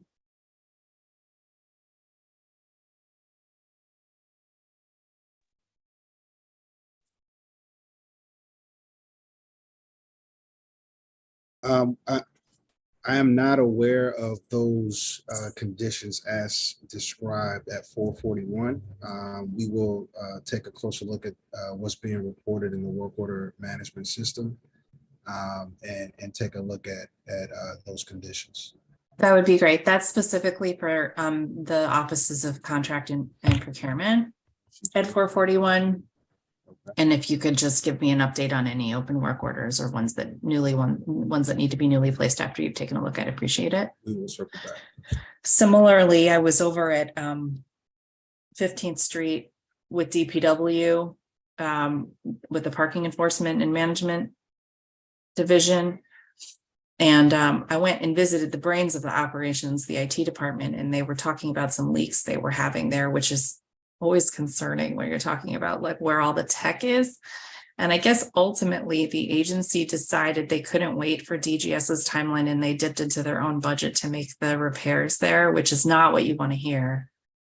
So I'd appreciate if someone could take a look at what happened there, or if you're aware and happen to know and can report to me on it now, I'd appreciate it. I will circle back with you on both OCP and 15th Street. Okay, great. Yep. Thank you so much. I appreciate it. It's the parking. It's not Fleet. I haven't been to Fleet yet. I'll let you know what I see when I get to Fleet. But it's parking enforcement at 15th Street. Thank you. I was also at Bryant Street, which of course is new and beautiful. So there is the other end of the spectrum as well. And then I would love to follow up in general just on some pending work orders that we have. Casey Lewis is one that I just mentioned, but those would just have gotten in the system. So I do want to give you a little time on that. But Trolley Park in Columbia Heights. Oh, here's one. Any update on the play equipment at Bruce Monroe Park?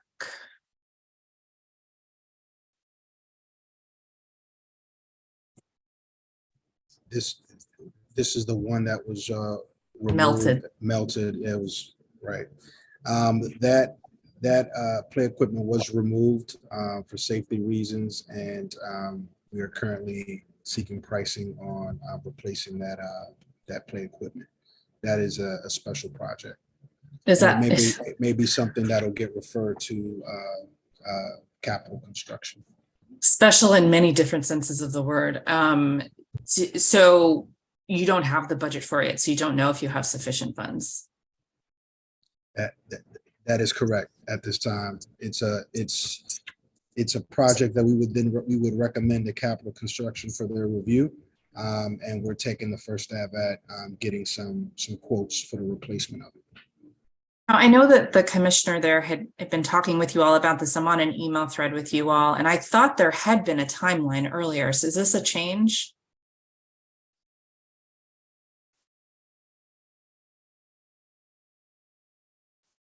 I'm not aware of a timeline, but during this hearing, I will get an answer for you. I'm going to reach out to the contract services team. That's great. It's a sad little field. My child has started referring to it as the one with the melted slide. So that's sad. And I know it's temporary, which is a challenge for investment. So I'm not clueless around that, but it is. Shovels are not going to be in the ground there for the redevelopment for quite some time at this point, because we're still stuck in litigation. So we definitely want to get that fixed. You know, it was really when Parkview Rec was closed for lead remediation, it really became so apparent, like with one down, you're kind of limping along with the play spaces, but then with both down, it was like, oh, wow, all of a sudden we have a real gap in recreational facilities for a time. And I will, speaking of which, I mean, can anyone here speak to the lead remediation that was done at Parkview recently, what we learned, and whether we think that's going to have to be continuous?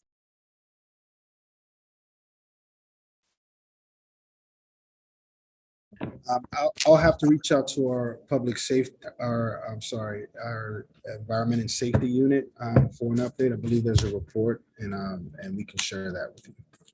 Great. I did see the report.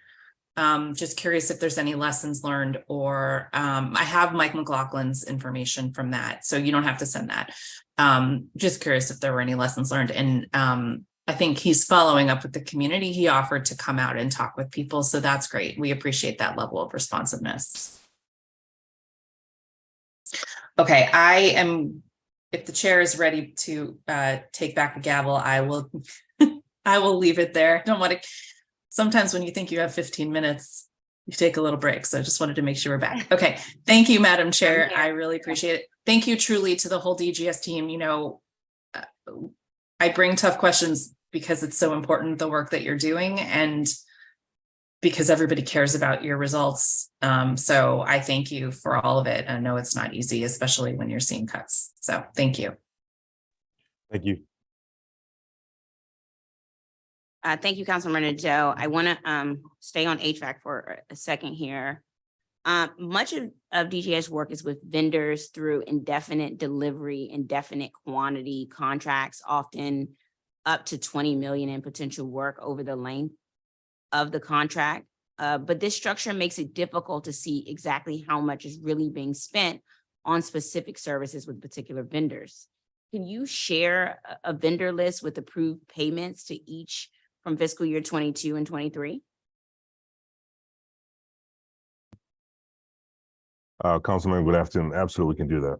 Are you concerned about the 20 million IDIQ that we've sent over, or just IDIQs in general? Yes, just IDIQs in general. Well, we have several, so I'll first provide you with the one for 20 million. Well, actually, it's 15. We're increasing to 20. So we'll give you the data that we have available at the $15 million level. We'll be happy to share that with you. Okay. Councilmember, I'm sorry, I did not see you.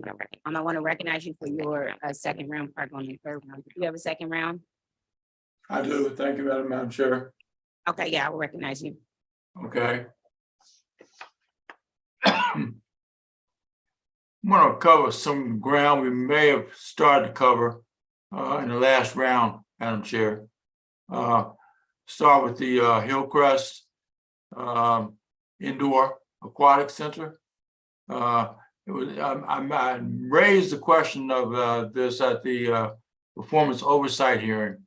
DGS indicated that they had completed the statement of work for DPR for the aquatic center. Can someone address that, DGS?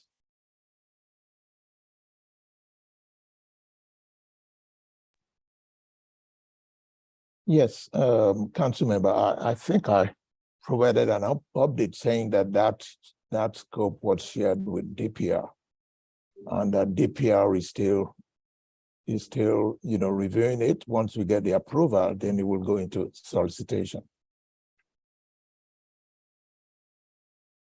So you waited on the approval? Is that what you said? Sir? Yes, sir. Yes, sir. Okay. All right. And when do you think you'll get a response back in terms of an approval of where they are at this stage? We'll follow up with DPR. We'll follow up with the DPR team as soon as we get office. I'm going to ask a question of related to the splash pad, the Hillcrest splash pad. The mayor's materials indicated that $750,000 is included in the fiscal year 24 budget to renovate the splash pad at Hillcrest Recreation Center. I didn't see that in the CIP. Can someone point out to me where that is in the CIP? Sure, I can speak to that. That 750,000 was funding is for pickleball upgrade and replacements, but there's a $5 million spray park or splash pad blitz that's proposed in the 24 budget that'll include several of our spray parks. Okay, so it's a larger process, larger project then. Is that what you're saying? Just so I'm clear. Yes. Okay. Is it included in the budget? I did ultimately, and I didn't see it there. It's included in the 24 proposed budget for DPR. Okay. All right.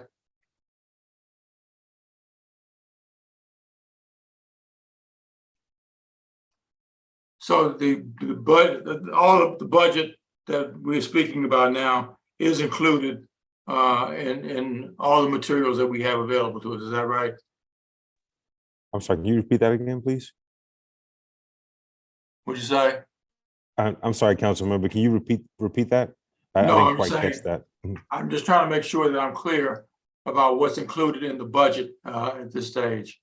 No, that's right. That's right. So there's 750,000 related to pickleball court creation across the district, and then there's 5 million in DPR's capital budget to do a spray park blitz and to replace several spray parks that are older in nature, the first generation of spray parks that we're seeking to renovate.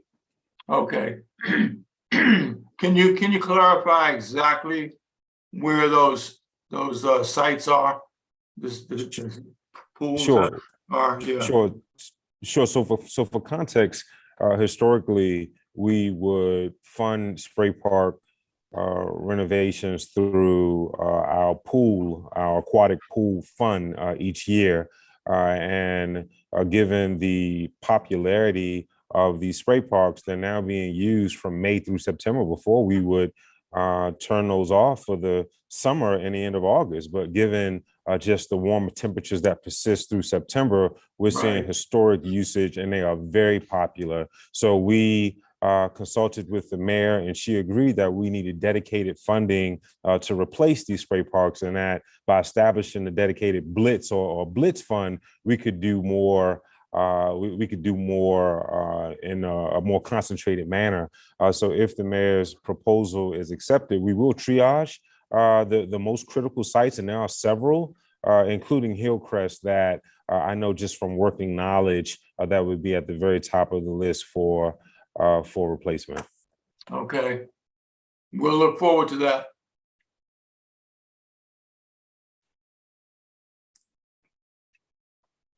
I want to ask a couple of questions, all of you, of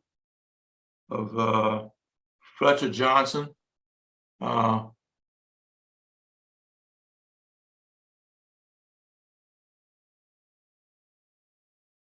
Where is the funding in the budget for Fletcher Johnson? And what's going to be done with that?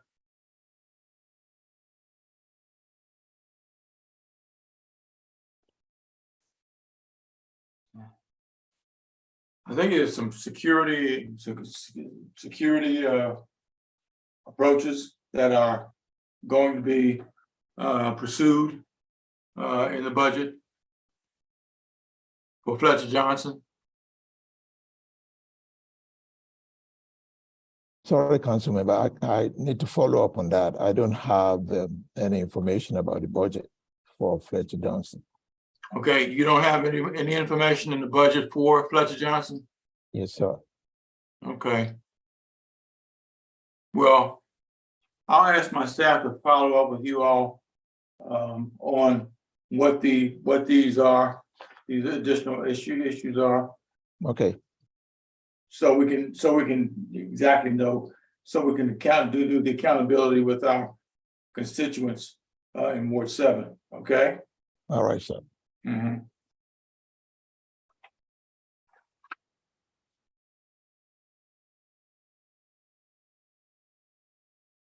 It's my understanding that security and maintenance for Fletcher Johnson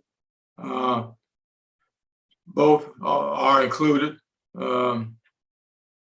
in facility operations through facilities, public education division. The budget line item is $7.9 million. Is that correct for Fletcher Johnson? So maybe I have to check that information. I don't readily have it.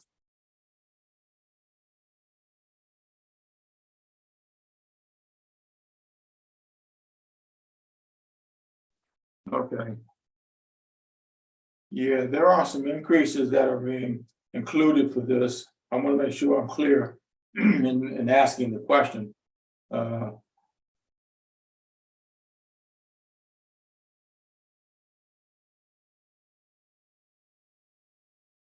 The facilities public education division. Councilmember Gray, I understand that budget you're talking about is for DMPET. It's not with DGS. Is what? I understand that project it's with DMPET, not with DGS. The DMPET. Yes, sir. Okay. But we'll follow up from our end, just to confirm. Okay, I But the appreciate information that. we have is that it's actually a project with DMPET. Okay, I appreciate that. Thank you very much. Thank you, sir. At the performance oversight, it was indicated that the athletic fields are scheduled for an update and committed to provide, it's a commitment to provide an update on the budget and timeline for the Marvin Gaye Recreation Center. Can you all speak to that, please? Marvin Gaye. Sure. I know we did a playground replacement this past, last spring, last summer. Are you referring to that project, Councilman? Is there an additional project?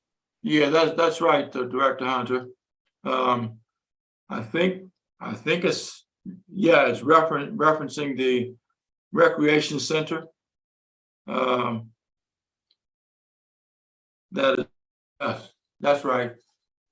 Yes. I'm happy to report that work was completed, and it's so far so good. So we're heading into the spring months, and we expect increased usage, but so far so good for that playground. Okay, so there's no additional work to be done, Director Hunter? Not to my knowledge. I will go back and look at our budget chapter, but I'm not aware of any additional work related to the playground or the recreation center. Okay. All right. I would appreciate you checking on that and then letting us know exactly what your findings are, okay? Absolutely. I do know that there were some regular maintenance concerns that was shared by the Boundary Stone community, the ANC, and the Civic Association. And I believe we're making progress on several of those related to vegetation management, landscaping, a few lighting issues, more smaller ticket items, and we will review any work orders associated with that park, and as a follow-up to the committee and to your office specifically. Okay, I appreciate that, Director Hunter.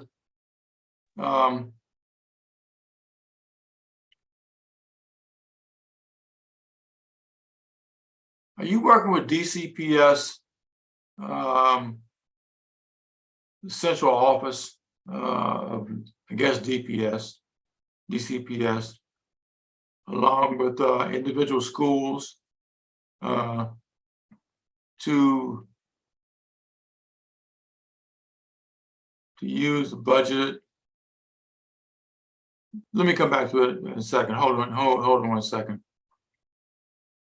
How are you working with DCPS central office and with individual schools to use the budgeted $13.6 million for HVAC preventative maintenance at DCPS?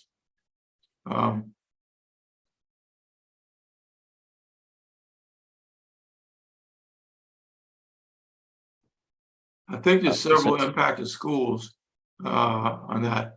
Can you address that, Director Hunter? Councilmember Gray, I can provide a little information on that.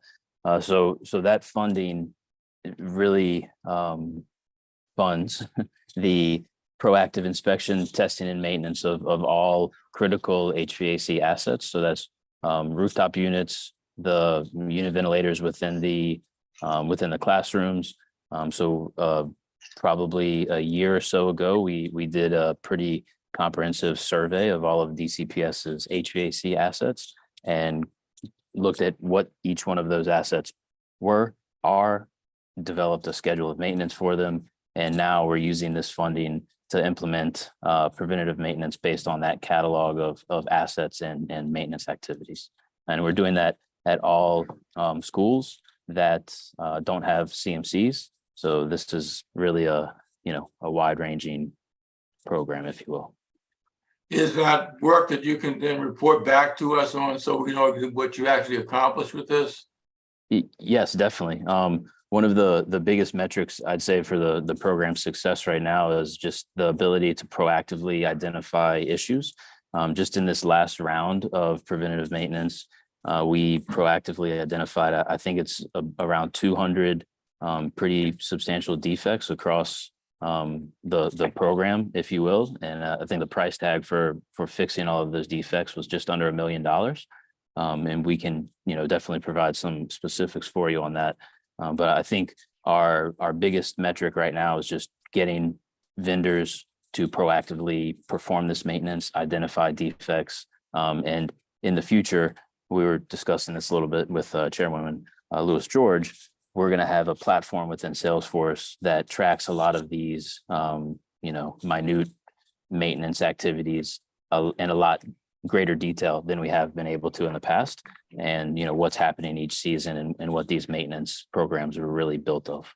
Okay. But yeah, I'd be happy to share some of the details with you, sir. Definitely. All right, we'll appreciate getting the details back from you once that report is done, once that work is done. Thank you very much. I appreciate it. Thank you, Madam Chair, for your indulgence with our work. Okay. Thank you so much. Thank you. Thank you so much. As you've been joined by Councilmember Max Fruman, Councilmember Ward 3, Councilmember, I want to recognize you for a round. Am I up? Thank you very much, Chairperson Lewis George, and apologies to the government witnesses for having another council member turn up right before 5 o'clock. Sorry, we're pulled in lots of different directions, and today this is as soon as I could get here. I'll start on one where Acting Director Hunter, you wear two hats or have worn two hats, and start with a good one, which is Hearst Park. The reports that I've gotten is that the French drain put in to try to some of the water issues around the trees seems to be working well. So thank you very much for that. We haven't gotten into our real rainy season, so the true test is coming, but I hear a lot of positive feedback about that. So thank you very much. You're welcome. Thank you. Thank you for your partnership on that.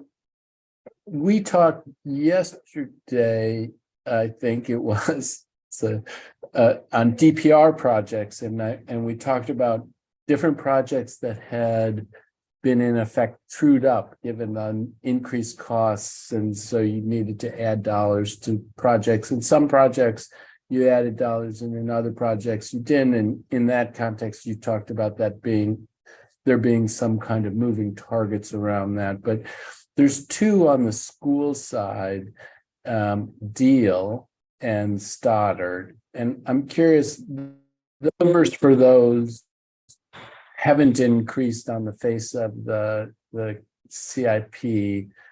How are you thinking about the truing up of costs for those two projects? And putting a pin in it, I'm going to want to talk more about Stoddard, but even as Stoddard as where it is now, how does the CIP address the prospect of increased costs?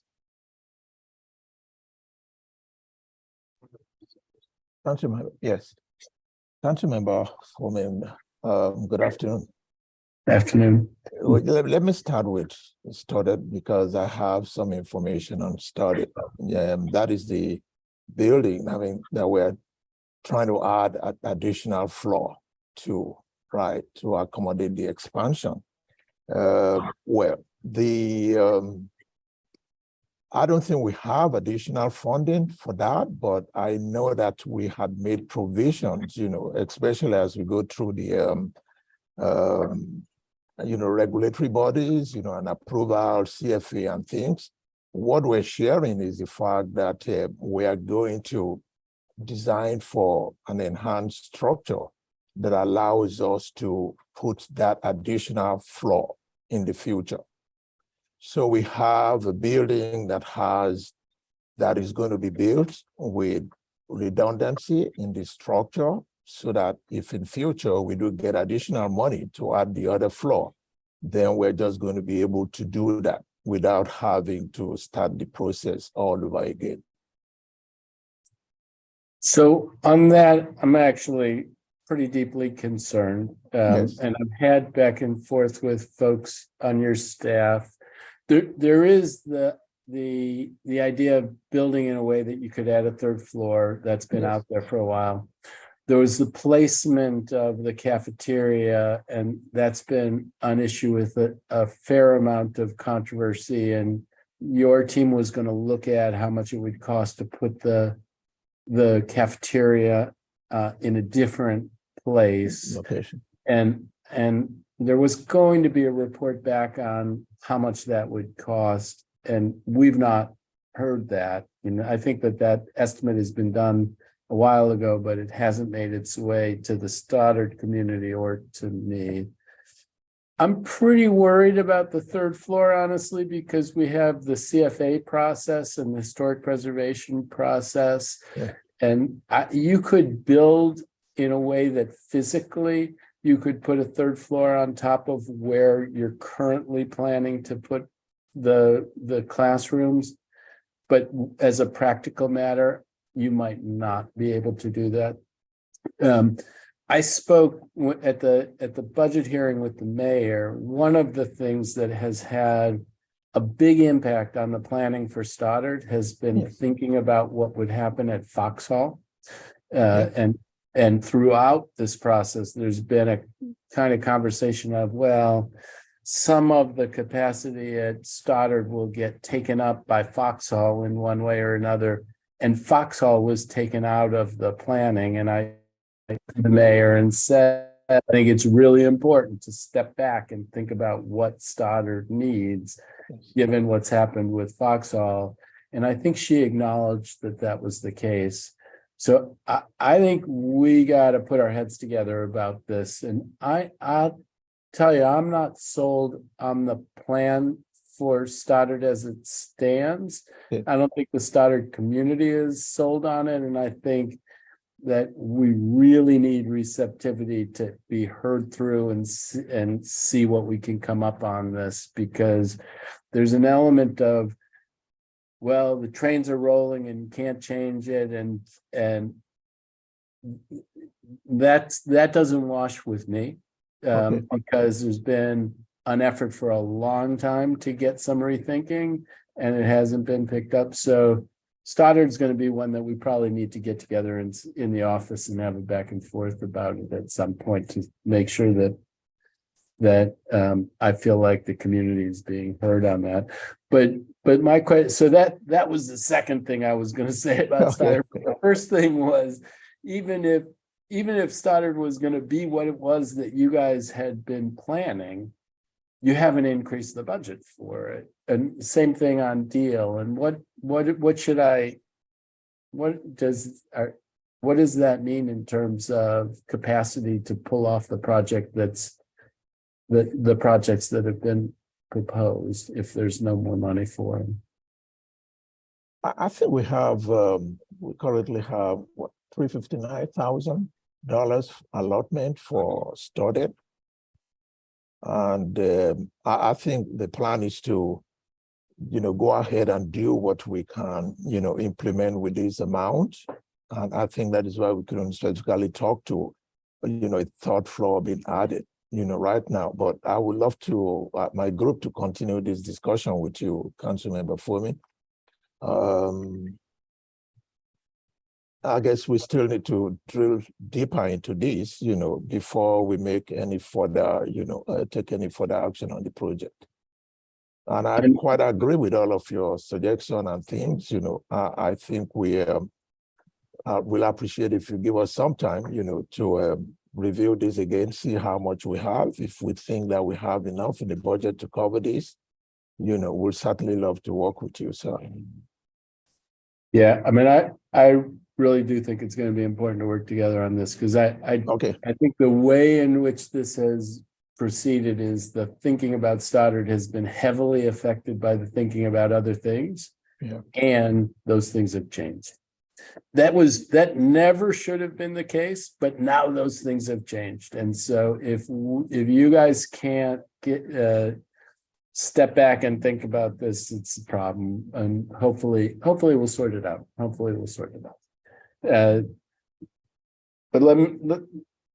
you will have heard the testimony about the Jackson Reed Auditorium, and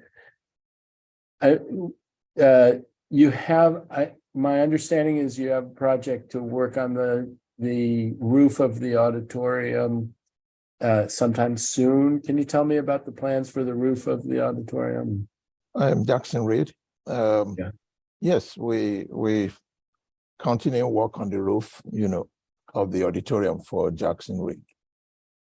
We are working on that, Councilmember Fumi. Yes. Well, we're aware of the roofing issues and how it relates to the lights, and we will start this summer on work, and our expectation is to complete sometime in the fall. That's the latest information on that project. And so getting the envelope right is really important. And this is a thing that, that I was struck by when I first came on, was hearing about that things get fixed and then it leaks and it damages the sound system. So first thing first, you got to get the envelope solved. But you may have heard all of the other things that folks were talking about around the Jackson Reed Auditorium, things that have broken down over the years, and the need for, I think the ask was $550,000 in order to make it operational, and so that it can be used by the school for their big plays and things like that. Is there money in the budget that could be available to do that sort of work? Well, but we'll need to get back with DCPS to see what they have. I mean, I know they have a pool, for critical, capital improvement, small cabs. Maybe we can, divert some money from that, to fix this if it is deemed a priority. And council members, part of this budget proposal, we have a consolidated management contract planned for Jackson Reed that will help with the preventive maintenance of all these spaces, including the roof. So that is proposed, and it's specifically for Jackson Reed, and for the sheer size of it, we certainly can use that additional support. But we will look into adding or looking into the cost of adding this piece to the scope. Oh, that would really be great, because I worked on the modernization of Jackson Reed back when it was Wilson High School, and the plan was to build the building that we have to serve 1,550 kids. And then the perceived capacity of it went up. The building didn't change, but the perceived capacity of it went up. But right now, 2,200 kids under that roof. It's there's an expression, rode hard and put away wet. And I think that's what's happening with Jackson Reed. So preventive maintenance and getting caught up on things like having the auditorium work, which helps in the crowding setting. I'm hoping that can be a priority for you as we move forward. It certainly will be for me. Similarly, when you talk about pools of money, there's pots of money for HVAC repairs, and I'm wondering if you know which schools in Ward 3 are slated to see investments in their HVAC systems, and is Jackson Reed one of them?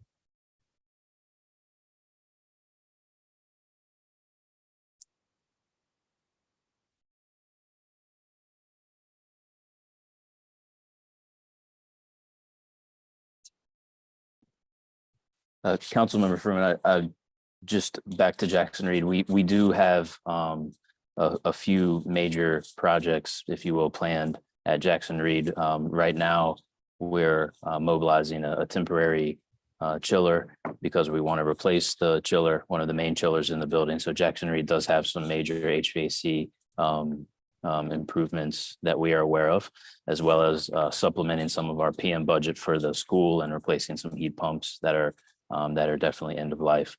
So Jackson Reed is big on our radar, as well as Janey and a few other sites close to the in the area. But we'd be happy to follow up with some more specifics on some of those investments that you're interested in. And I really appreciate that, and the idea that Jackson Reed is 2,200 kids. It's got to be a focus, and it's 2,200 kids, many of them from Ward 3, but kids from all over the city. I mean, it's a city high school, and so I'm glad to hear that that's going to be a focus. And in a certain sense, I hope you can think about it as, okay, if we're going to be inside of Jackson Reed doing 4 things, if there's 6 things that need to be done, let's do those other 2 while we're there. Let's seize the moment. And I think I'm hoping I'm going to get another round because the other place where we need to seize the moment, and I'll just warn you now, is the other place, Acting Director Hunter, where you have that's the water and the plans for the aquatic center, and calls I get for, well, if there's going to be work in the aquatic center, can't we get every category of work that needs to get done there? But I'm at 14 seconds, so I'm going to spare you that for now. Just give you the heads up that that's what I'll be back on when I come back. Thanks a lot. Thank you, Councilmember Freeman. I want to go back to and to finish up this conversation on HVAC. We've received a number of calls and emails from parents this week related to the seasonal changeover from hot to cold season. We're getting reports of classrooms with temperatures over 80 degrees today. Obviously, kids can't learn in this heat. Educators cannot teach in this heat. Can you explain what's going on? Your office shared a one-pager explaining the process that said switching from heating to cooling involves significant HVAC engineering. Can you just, what significant HVAC engineering work, what does that mean? What does that look like? And what can we do to speed up this process? So every year, whenever we're switching from cooling to heating or heating and cooling, there's about a 30 to 45 day period where we can have comfort calls. Temperatures can fluctuate quite a bit. It can get hot one day. Temperatures can drop 20, 30 degrees the next. Every year is a little bit different. So we try to target this time to switch over 500 buildings from heating to cooling every year around this time. So between April 1st and May 15th is about the time it takes to completely switch over. Now, it really depends on the building and the mechanical system that is installed in that building. Some are a lot easier to switch over than others. For many large facilities, it requires work to the cooling tower and getting water in there, changing filters. There's a number of work. There's a number of tasks, and it typically takes about a 30 to 45 day window to transfer all of the properties over into cooling. And I'll ask Matt over sustainability to elaborate on some of the. Okay, and Matt, for you, as you come on, is there anything that can be done? I mean, in the interim, what maybe right now we have, got comments sending me pictures of like 80 plus in the classroom. Understanding that this is a 45-day process and this happens every year. What is the method for addressing this? It's like, all right, kids, y'all just gonna be hot for 45 days and educators dress light. Like what else is there? We certainly I think the last year we started around the 1st. Previous years had been on April 15th. We had slightly cooler weather, so we moved efforts up to the 1st of April. So that process has already begun. We start with the most complicated buildings, the buildings that require more work in order to shut down boilers. First of all boilers at this point are shut off. But as we stand up the cooling mechanical systems, we started with the most complex buildings first. And we're accelerating. We're looking at ways to be more efficient. We are all hands on deck at this point trying to get cooling. Now, while it typically takes 45 days, there's a good chance we can get to everything a little bit sooner. But this is our utmost priority because we know how comfort costs can really impact programming. Okay, what would you say to? Yeah, you can share a schedule. But Director Hunter, what can you say to the teachers and the students and the parents who are sort of in this period of time of transition that have to either learn or work in higher temperatures?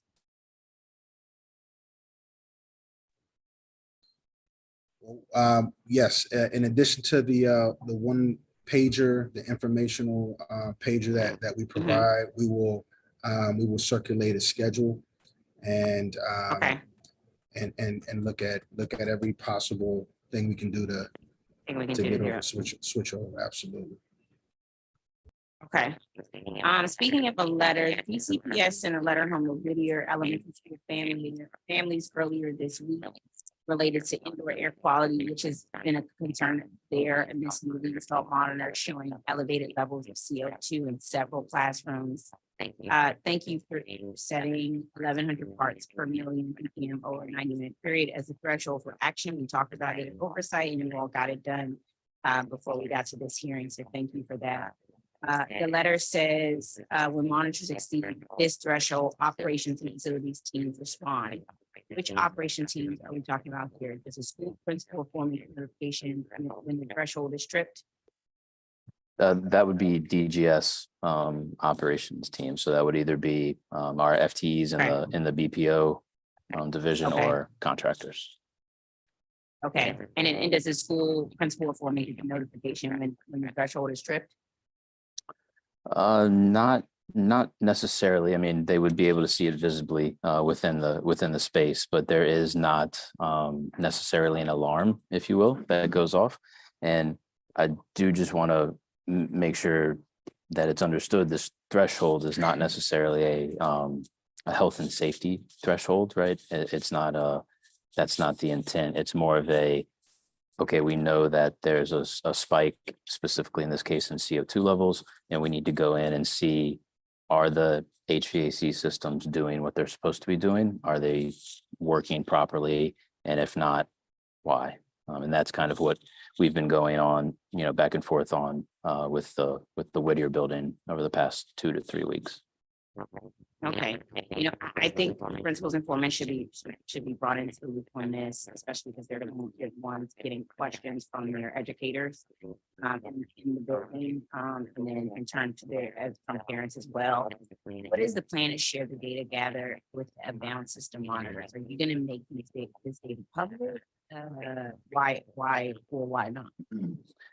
In the case of Whittier, I think we definitely want to work with the school admin team so they have more regular and live access to the data, so they can see some of the trends and performance and some of the information that's coming out of the sensors that we've installed at Whittier. So we definitely want to do that.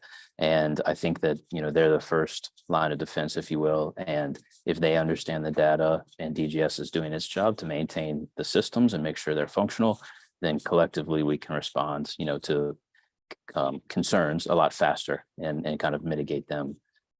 And we definitely want to do that with the team that's on site at Whittier, and we will do that. I do think there is another layer of reporting that we could work out with DCPS to kind of augment what indoor air quality data is being made public right now. I'm happy to discuss that additionally. Okay, I'm glad to see that DGS is replacing all thermostats across the building and taking other steps to rehabilitate the HVAC system throughout the whole building. I didn't appreciate how the letter cites operable windows as a method to promote sufficient ventilation. This isn't good enough, particularly as it's getting hotter outside. We're saying the only way classes can maintain safe ventilation levels is to crack open the window. Well, the mechanical improvements mentioned in the letter make it so teachers don't have to open the windows to get fresh air. And if so, what is the timeline for that? Will it be ready by the start of next school year? Yeah, so at Whittier, you don't need to open windows to ventilate the spaces.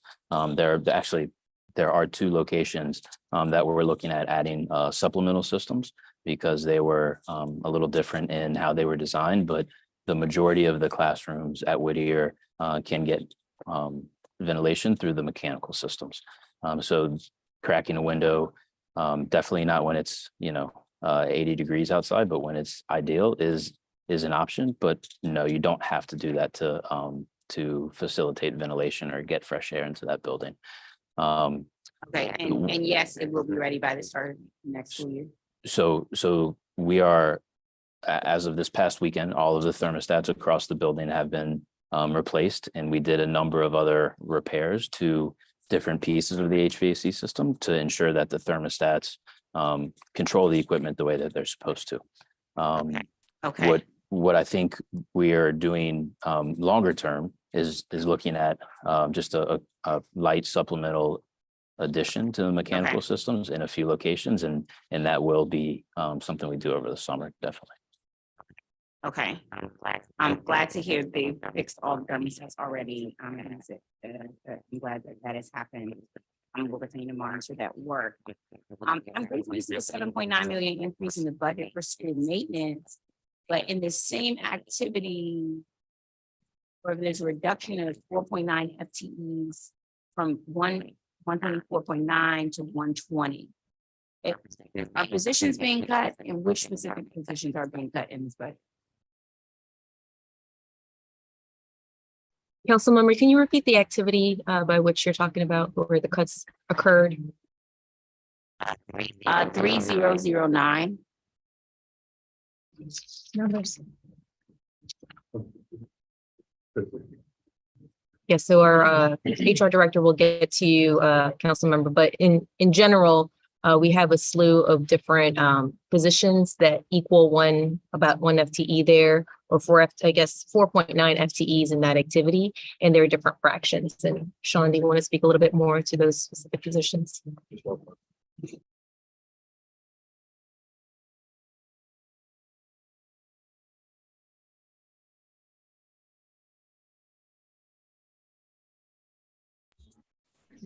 Technical issues.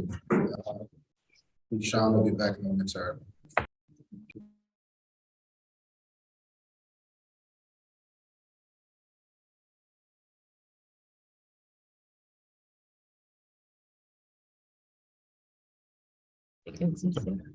Councilmember Lewis George, I apologize. I'm having technical difficulties and I got logged out.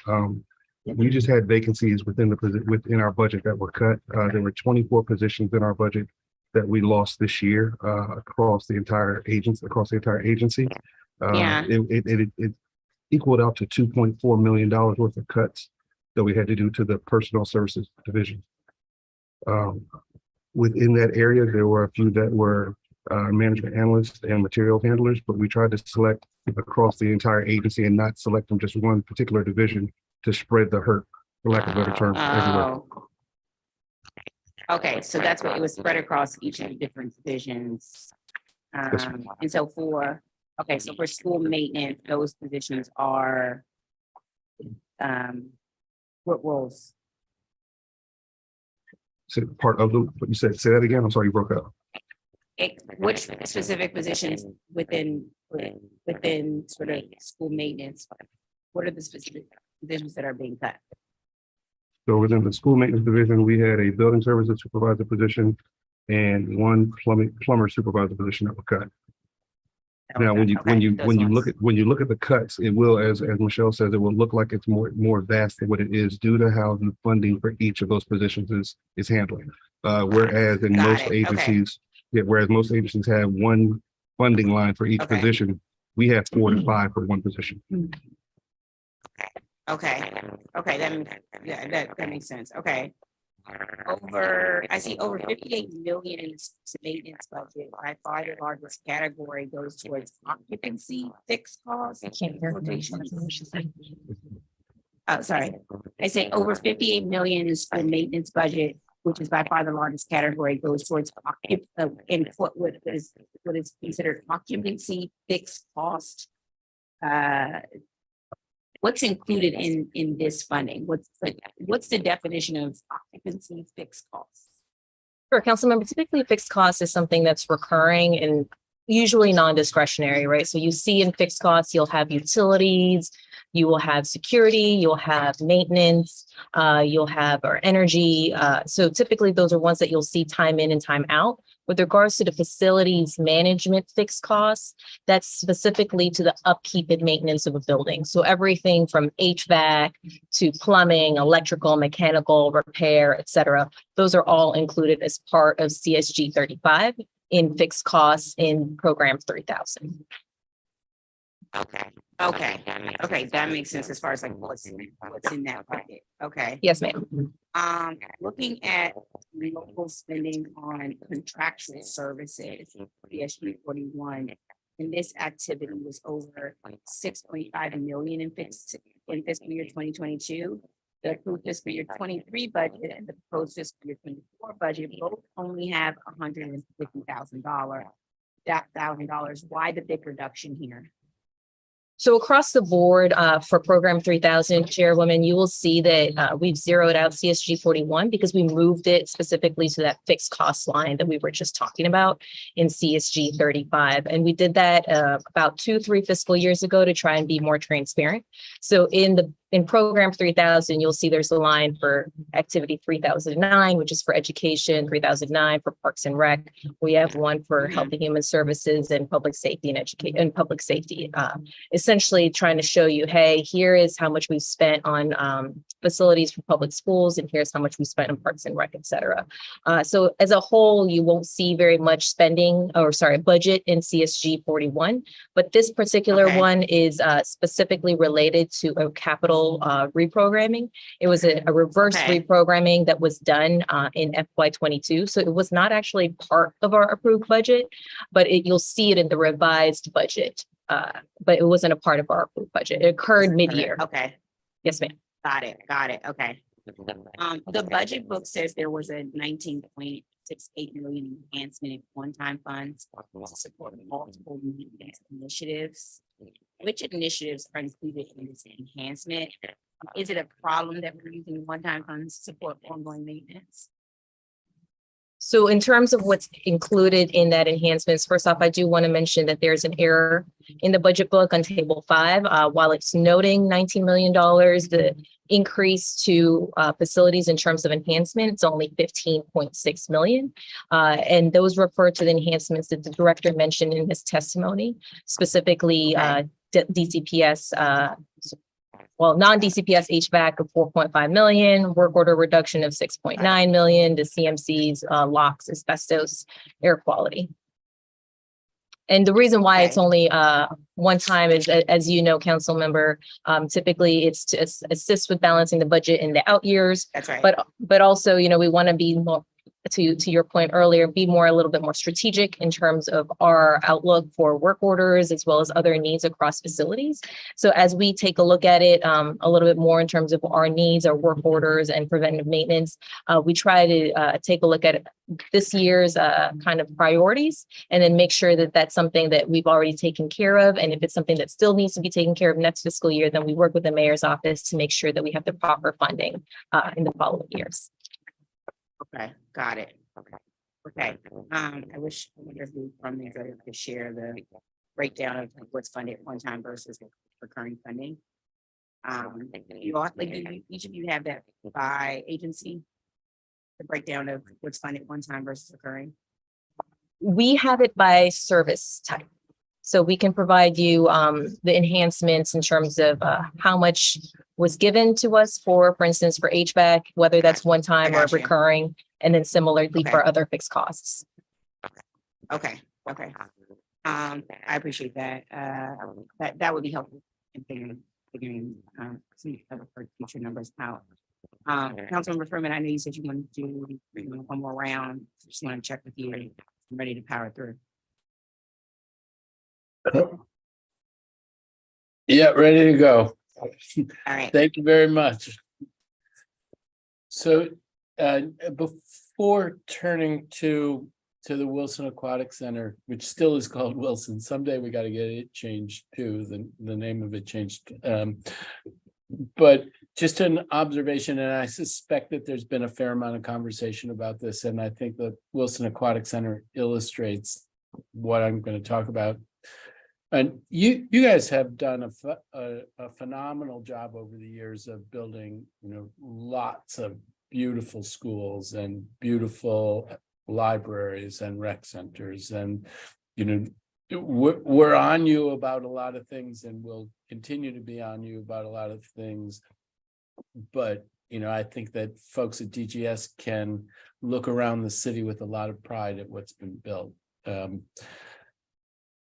I think you're going from being the biggest construction company in the city to being the biggest maintenance company in the city. And that's a kind of culture change that I expect is happening inside of the agency. And we're seeing, focusing now on schools, the budget for maintenance projects go up and up and up. I think it was, went up by $7 million this year. It was higher, and it went up by $7 million for FY24. The FY23 number was the highest number that it's been in a long time. And so there is more and more weight going there. There are sort of industry best practices when you look at a portfolio of assets and the amount that one would spend. And, hats off to the city for putting more weight there. But as you look over the horizon, and maybe this goes to what Ms. D was talking about, work order flow in the out years, where do you see that budget going in the coming years? You got, is it $70 million this year? I would expect you would want or need more and more in the coming years. How are you seeing that issue of funding to do maintenance and comply with industry best practices?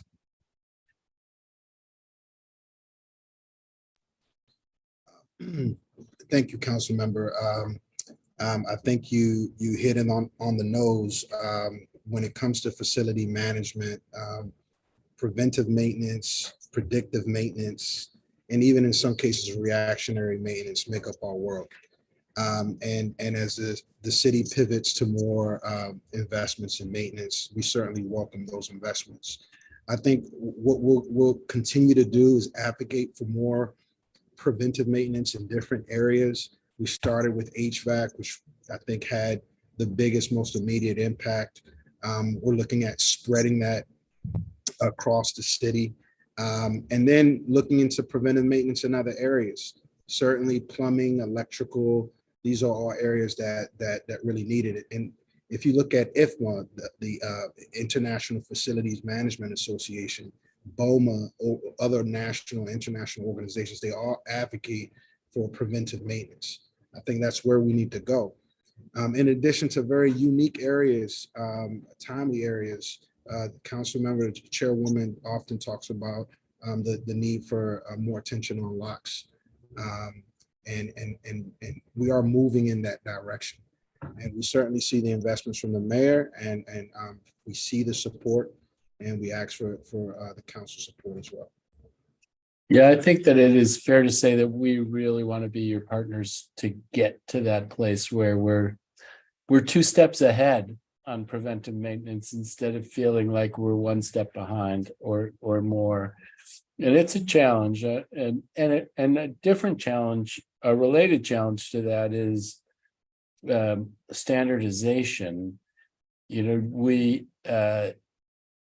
we have a lot of masterpieces, but you know, you might have a Picasso over here and a Renoir over here, and then when you have to do maintenance on them, they require different things. And I've heard that can be a challenge for you guys. What kinds of things are you doing to try to get to a more standardized portfolio, at least HVAC equipment, so that if you have an HVAC issue, you know what you're dealing with right away, as opposed to, oh, which system is that? Sure, I can answer that, council member. It is a priority of DGS, but also it's reflected in the master plans for our client agencies. In fact, the Ready to Play master plan calls for a degree of standardization in the creation of our centers. And I know that the maintenance is a huge consideration for the public facilities master plan, which I believe is underway. I had a small informal conversation with Deputy Mayor Paul Kine, and we spoke to the need to take a look at maintenance, and we think that standardization is going to go a long way in helping us to maintain these facilities at that level. So, and that's another thing that, you know, I think we will want to be partners on. We want to get to economic efficiency and get away from, and now I'll come to where I warned you about going, things like what's happened at the Wilson Aquatic Center, which is, you know, it's been a fabulous facility and very heavily used. As we've had more and more trouble with it, I've heard more and more that there were some design issues up front that created challenges that we're now grappling with. And then we're ordering HVAC equipment, and the HVAC equipment can take a very long time for it to arrive. I'm going to ask you again, just to set the stage of where you think we're at on this, and then follow up with a couple of questions. Sure. I can reiterate what I shared with you yesterday during the DPR hearing, and that is that those temporary units have been installed, and additional work that was required by the Department of Buildings has been completed, and we are coordinating re-inspections with both DOB and DC Health in the coming week, with the hopes of getting the green light to open. And then we'll continuously monitor the conditions for this interim fix. And in long term, I shared with you, I think a few weeks ago, that we do have a contract on board, and they are procuring those items for the full HVAC replacement. And just for context, there was funding in FY22, but it was insufficient. We had to wait until FY23 to pair that funding in order to move this project forward. And to your point, there is a desire when we do the eventual closure to make additional improvements to the site. We know, given the condition of some of the rust bars and grab bars will have to be replaced. We know that we'll have to replace some doors. Also, there's a need to maybe look at resurfacing portions of the pool and make other upgrades throughout the facility. So I do agree with you that ideally, when we have that longer term closure, that we'll seek to make other upgrades as well. Well, that's exactly what I was getting at. And so I really appreciate that. And your point about that the money was there in FY22, but it needed to be paired. And so we had to wait a year. Yeah, it's a lesson in preventive maintenance. And I'm not blaming anyone. If the money wasn't there, somebody should have put the money there. You had to deal with the situation. But waiting a year actually leads to a more awkward closure than we otherwise would have had. And so it's like a perfect deal. Everything about the Wilson Aquatic Center is an illustration of the value of preventive maintenance and good planning up front. So one of the things that's been out there in the press, and the way you're describing it is a comfort, is that it could be up until next year before we got the HVAC equipment. But what I've been hearing is that we expect to get the HVAC equipment this year, and once it arrives, it would be installed relatively quickly. I know that it's got to be scary for you because you can't control the supply chain entirely, but am I correct in saying that our expectation is that equipment will arrive in 2023 and be installed in 2023? I'll defer to Mr. Williams. He can provide more information about that timeline. Afternoon, Council Member. Yes, that is correct. That was the update we provided the last time. Okay. During the performance hearing. Yes. So let's hope that the temporary fix lasts as long as possible. One of the things that we talked about at the DPR hearing is that the Tacoma pool is seeing more and more use, which I actually think is a good thing. My son-in-law is a water polo player, lives in Ward 4. He came to the Wilson Aquatic Center to play, and the one good thing about it was sometimes we'd get our granddaughter while he played. But now they're doing it at the Tacoma Center, which is more convenient for him. And it would be great if usage at the Tacoma Center and the Wilson Aquatic Center sort of at the end of the day was more equal than it has been in the past. And maybe that'll be a silver lining out of this cloud. I think so. And I would share with you, I was reviewing some of our metrics for our performance hearing yesterday. And during the second quarter, we actually, DPR actually served 85,000 visits to our aquatic center, which was a 10,000 person increase over last fiscal year. So I think it shows, even with Wilson's closure, that the demand is being met. I know it's not as convenient as having that option in that community, but demand is being met. And, we will look at, which is why we expanded for Sunday hours at Tacoma. And what we discussed yesterday, we'll look at even the outdoor pools meeting some of that the demand as well once we get into closer to Memorial Day. Yeah, I do think, and we talked about this yesterday with a different hat on, but outdoor pools and UDC, if that can be a safety valve as well. We just want to make sure folks are served as well as possible. But and that I'm going to cheat and raise one thing that I haven't asked about at any point along the way here. I loved East Potomac Pool. I loved going there. I'd love, it'd be healthy to go for a swim, and then I'd go next door to the golf course and have a cheeseburger, which probably nullified all the good that I'd done for myself, but I always loved doing it.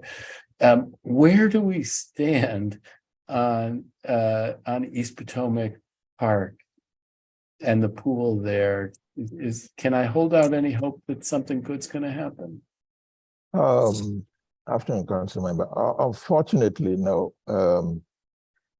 That we had problems with the construction, and it turned into a litigation, so it's currently under litigation, and it will be difficult to talk to. In fact, the hearings are scheduled for this coming week. So I think we're a little restrained, about talking about that. But unfortunately, the project has been stalled. All right, well, I'm going to remain hopeful that at some point it will get back on track because it was a fabulous asset and it would really be great to get it back. We'll keep you informed, sir. All right, Chairwoman Lewis George, I'm going to be generous and go a minute and a half short. So thank you. Thank everybody. you so much, Councilman Bergman. I appreciate it. All right, bye-bye. I appreciate it. Director, next Thursday, April 13th, noon, we have a hearing on Bill 25-170, the School Security and Transparency Amendment Act of 2023. But I do have a few questions on the topic of school safety and security today. I saw in pre-hearing responses that there is a 1.1 million enhancement for ECPS risk and locks maintenance. Excited to see that. What's included in this investment? What is in this budget to ensure we can properly secure our schools?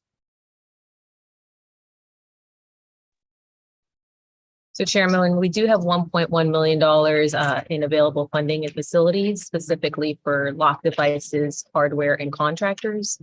And Mr. Jimison or Mr. Gonzalez, if you want to kind of speak more to the specifics on that, I'll let you do so. Certainly, council member, you have raised the issue of being able to shorten the time frame to respond to work orders. This will give us more bench strength. And in addition to that, I certainly hope to get a better understanding of the inventory of locks throughout the portfolio, which will assist us with building out inventory, having the right parts on hand to be able to shorten that amount of the response time for those work orders. It's the beginning steps to building out infrastructure for just faster response time. Okay, so that 1.1 million can be for parts, can be for sort of labor and service, could be for contracts. Contract support, that is correct. And support, okay. And is that enough? Is that 1.1 million enough for DCS storage and lock maintenance? Certainly, it's a great start, especially as we want to get a better understanding of the inventory across the portfolio. I think this puts us in that position, and then from there we can look at what the what additional resources may be needed. Okay. All right. Well, we have a hearing next Thursday, so I think I'll dig deeper a little bit on how far that 1.1 million can go, especially around some of our contracts for those who are certified in life and safety, actually do that make that work so that it can be done more efficiently and quickly. Is DGS responsible, the Parks Department, is DGS responsible for maintenance of the proposed Franklin Square project? Sorry, did you say Franklin Square? Correct. Yes, no, maintenance is handled by the Downtown Business Improvement District for Franklin Park, forgive me. Are you referring to Franklin Park? Yes. Mhm. Yes. Okay. Yes. You all are not a part, so you are not responsible. No, we, that is handled through the downtown bid.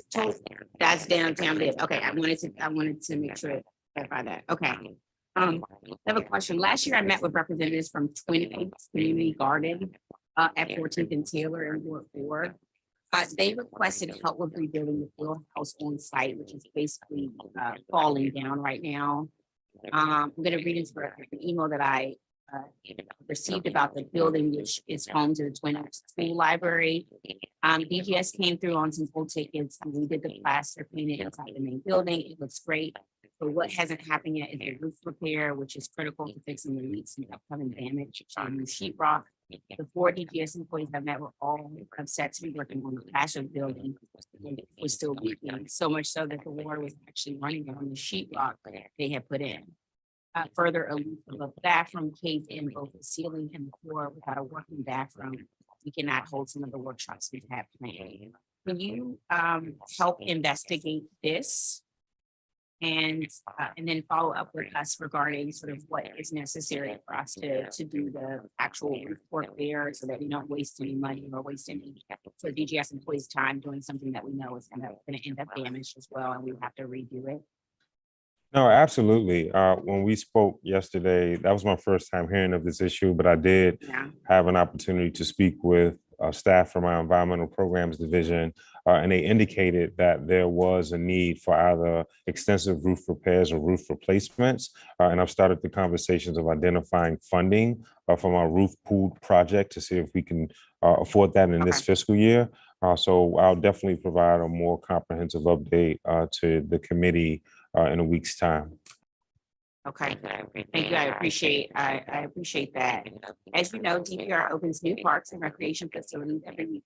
We have a new park coming in work in the fall.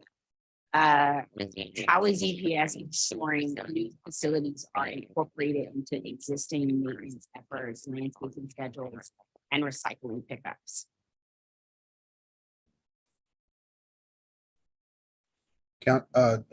Ms. Chairwoman, we have a turnover process. So when a building is completed, we have a turnover manager, building management is assigned.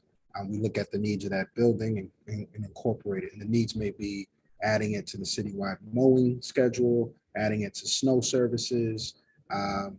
We have a number of services that we will apply to that building. And also create a profile into our work order management system. Work order management system. Okay, got it. In regards to DPR facilities, can you all share a list of work orders and DPR facilities that are currently on hold as their main status in Salesforce? And who decides if a work order needs to go on hold? In that case, is it DGS or DPR?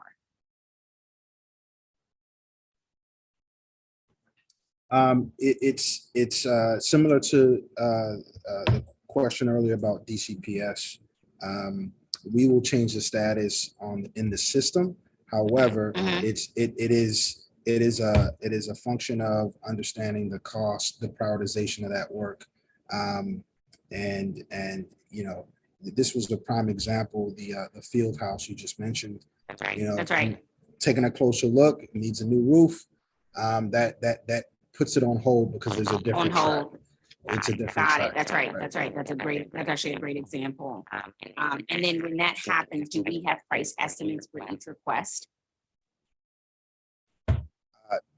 The next step is to put price estimates there, a government estimate, and then when we're moving forward on the procurement, we may require multiple estimates from contractors. Okay. And you all do, but you all do the price estimate once it's on hold. DGS. That is correct, and it speaks to those work order coordinators that we discussed earlier. That's going to help our operational folks. Get the data in. When you all get back to me on Twin Oaks, can you give me make sure it comes with the price estimate? I want to talk about 311. This is really quick, ladies and the public and everyone else. One of the main goals with this position is to integrate more DPS requests into the 311 system. Members of the public should be able to report maintenance requests to DGS, just like they can request sidewalk issues to PDOT or litter can issues to DPW, especially in our unmanned DPR facilities. As of this week, only 2 DGS facing requests are available on 311. Dog park maintenance or indoor-outdoor pool maintenance. Is it a budget issue that more service requests are integrated into 311?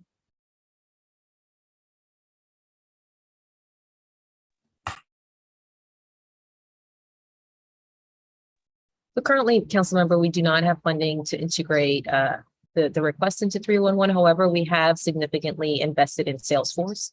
As you know, that is the system of record for DGS in terms of work orders. And we're also focused on this with the public dashboard initiative. So we certainly welcome discussions with you, and we would like to partner with you to discuss how we could better integrate it into 311. But at this time, we do not have funding specifically dedicated for that effort. Okay. Because what I would like to see is if you all could work with, and let me ask you this, with the current proposed budget, could you all work with AUC to create service requests for broken equipment, grounds maintenance, overflowing recycling can in the park, lights broken in the park? Is that possible with the current proposed budget to work with AUC to create those service requests? We're happy to explore that discussion with them, council member, and keep you updated. Okay, let me know, because this is something I want to see happen in the budget issue, and we can work with OEC. I would like to, we could love to see that happen. It's like, it's quick and easy, sort of like win for all of us, in regards to transparency and getting information from the public. I asked this question, I want to do one more follow-up on the rat and pest control issue. I just want to be clear about this, because I hear mixed reviews from the schools. So DGS does do like rat and pest abatement in classrooms throughout the year. That is correct. Okay, Throughout the year. okay. And you don't necessarily have to use poison or sort of anything that would be harmful to children. You have other methods like the Tamper-proof cats. bait boxes. Tamper-proof bait boxes are used on the exterior, and we try to. Yeah, it's mostly the interior. People are complaining about in classrooms seeing, right? Because, you know, kids are now eating more in the classrooms. So that interior, I just want to make sure that that's the case, that we know from a number of our schools. In some cases, we do plan for using. We have different methods for the interior. It could vary. I've conducted mass trappings using small canines that will search and execute upon request. So there are multiple methods, but it is a Do I need to add to the K9 FTEs? Okay. All right. Good to know. All right. Well, we can follow up on some of the schools that are having those issues, because they were under the impression that they had to wait until summer, spring to get it addressed, and you're seeing some rodent pest control issues in classrooms right now. Public safety and justice maintenance, want to ask my colleague, Councilman Pinto. The proposed budget shows a decrease of 1.5 million and the elimination of 2 FTEs for facilities, operations, public safety, and justice, which provide facility maintenance and repairs to public safety agencies. Can you specify which maintenance services and positions are being reduced and eliminated, and which agencies will be impacted?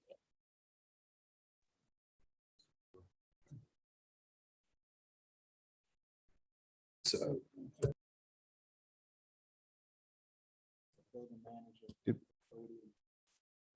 Good afternoon, Councilmember Louis George. It is a building manager and a maintenance worker. We are circumventing some of those issues by the fact that we are also hiring 2 more building management specialists, which both start next week on 4/10 to help circumvent and help with the efficiency of the coverage of the loss of those 2 positions. Additionally, those were 2 vacancies, and I'm working with Donnie to see how we can move the maintenance workers around to make sure there's no loss in coverage or drop in efficiency of coverage. Okay, I appreciate that. And you can also, I will relay to Councilman Pinto, who is the chair of our judiciary committee, but she also posed this question. So there were some concerns there regarding the agencies of the third cluster. So if you can just let her know what that interim plan is, that would be great. Going back to vacancies and recruitment, according to the Schedule A shared with the Council Budget Office, the Facilities Management Division has 27 vacancies carrying over into the fiscal year 24 proposed budget. 4 of these positions have been vacant since before the start of the pandemic, 3 years ago. What is the hiring plan for each of these positions? We have boiler plant operator supervisor position ending in 34862, which has been vacant since December 29th, 2012. Maintenance worker ground position, which has been vacant since 5/25/16. Performance management officer, which has been vacant since November 2016. and the utility service repair operations supervisor, which has been vacant since February of 2020. Okay, to start with the boiler plant operator supervisor, that is a miscalculation. The reason why the first three are showing the time length of vacancy is due to the fact that the three people who were in those positions previously had transferred out. So with the boiler plant operator supervisor position, that position was just recently vacated on 10/22/2022 by Mr. David Watkins, who transitioned to another agency. We are in the process of trying to get funding to move forward on hiring for that position.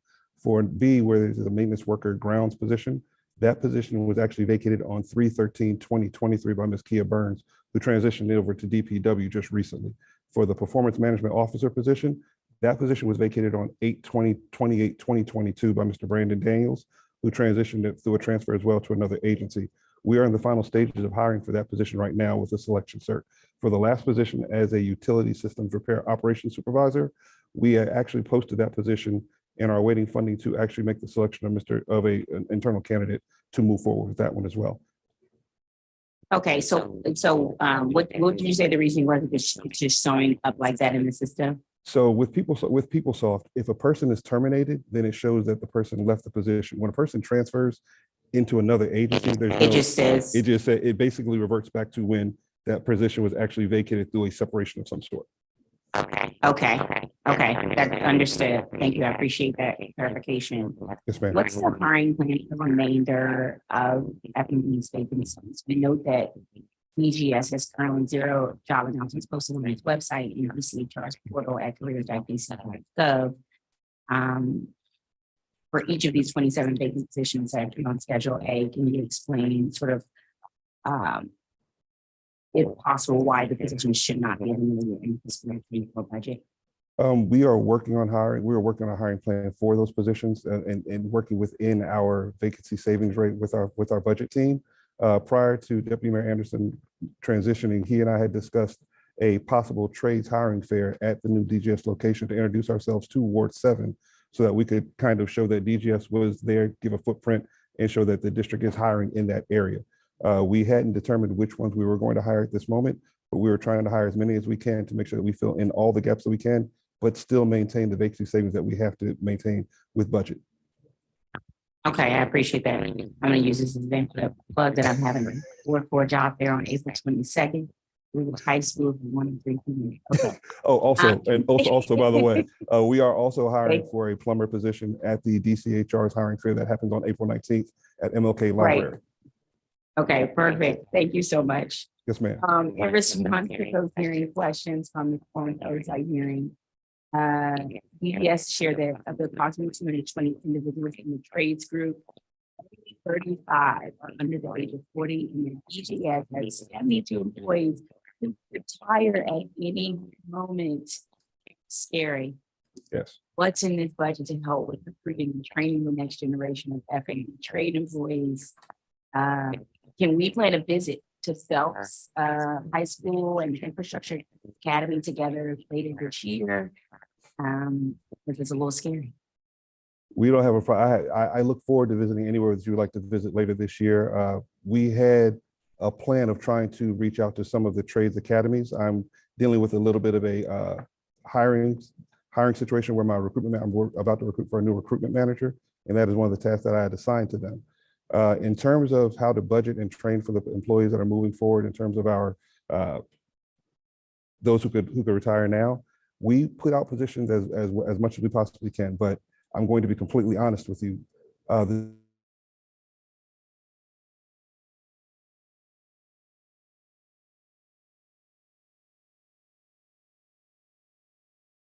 I'm sorry, technical difficulties. Can you hear me? Okay. Yes. All right, sorry about that. In terms of the trade division, I'm just gonna be frankly honest, it's a little tougher for us to hire for the trades division and bring in brand new talent. Just last month, I actually saw Amtrak post a position where they were giving a $25,000 bonus for an electrician position. That's over a third of the salary of any of our electricians are making currently, actually half for most of them. So attracting the talent in that realm is a little bit tougher, but we're doing what we have to do by going through word of mouth and posting where we can to make sure that we attract talent through our own individual employees to make sure we bring in the best that we can. Thank you. I appreciate that. And I know you are working hard over there. We have to work hard to make sure we maintain all those employees so they don't retire at the same moment, but we all going to see the prices as well. So we let us know we appreciate them very much. And the work that they do. I want to go to utility budget for a second. There's questions there. As a follow-up, I'm going to ask initially to provide copies of the current cooperative purchasing agreements or other service contracts however named, including all the modifications between the district and providers of all utilities managed by DGS. The district's energy budget, which is program 7,000, is proposed to go up over 10 million next year from 61 million to 71.4 million. Primarily driven by increased electricity and water costs. Do we pay for each utility on an annual basis or a quarterly basis? And in other words, what is the final rate set for each utility? So the biggest driving factor, like you mentioned, with that increase is electricity. With electricity, we procure it through a strategy called block and index purchasing, where you purchase or secure a block of electricity in advance. And then the index portion or the remaining need, which isn't secured in advance, is purchased on a day ahead or on the real-time electricity market. And we do that for about 800 or over 800 of our electricity accounts. It gives us some flexibility to kind of integrate our power purchase agreements, our solar power purchase agreements as they are developed. But that's the strategy we use for electricity. And as for specifically paying it, we pay our electricity, our PEPCO bills twice a month. Okay, so why is this increase? What explains this increase? The biggest factor is natural gas costs. The grid in this area is supplied mainly with natural gas or powered, if you will, by natural gas. So the increases we've seen in natural gas prices are really driving our electricity prices, and this increase that's reflected in our proposed budget. Okay, and electricity we pay twice a month, you said, and what about the other utilities? So all of our other utilities, Washington Gas, DC Water for water and sewer, BGE, we have renewable energy power purchase agreements. All of those are paid once a month. So we just break up PEPCO to twice a month. Okay, and so essentially there is no sort of final set for each utility for the year. Well, there's not a yearly payment if that's what you're asking. We pay kind of like you would your bill at home.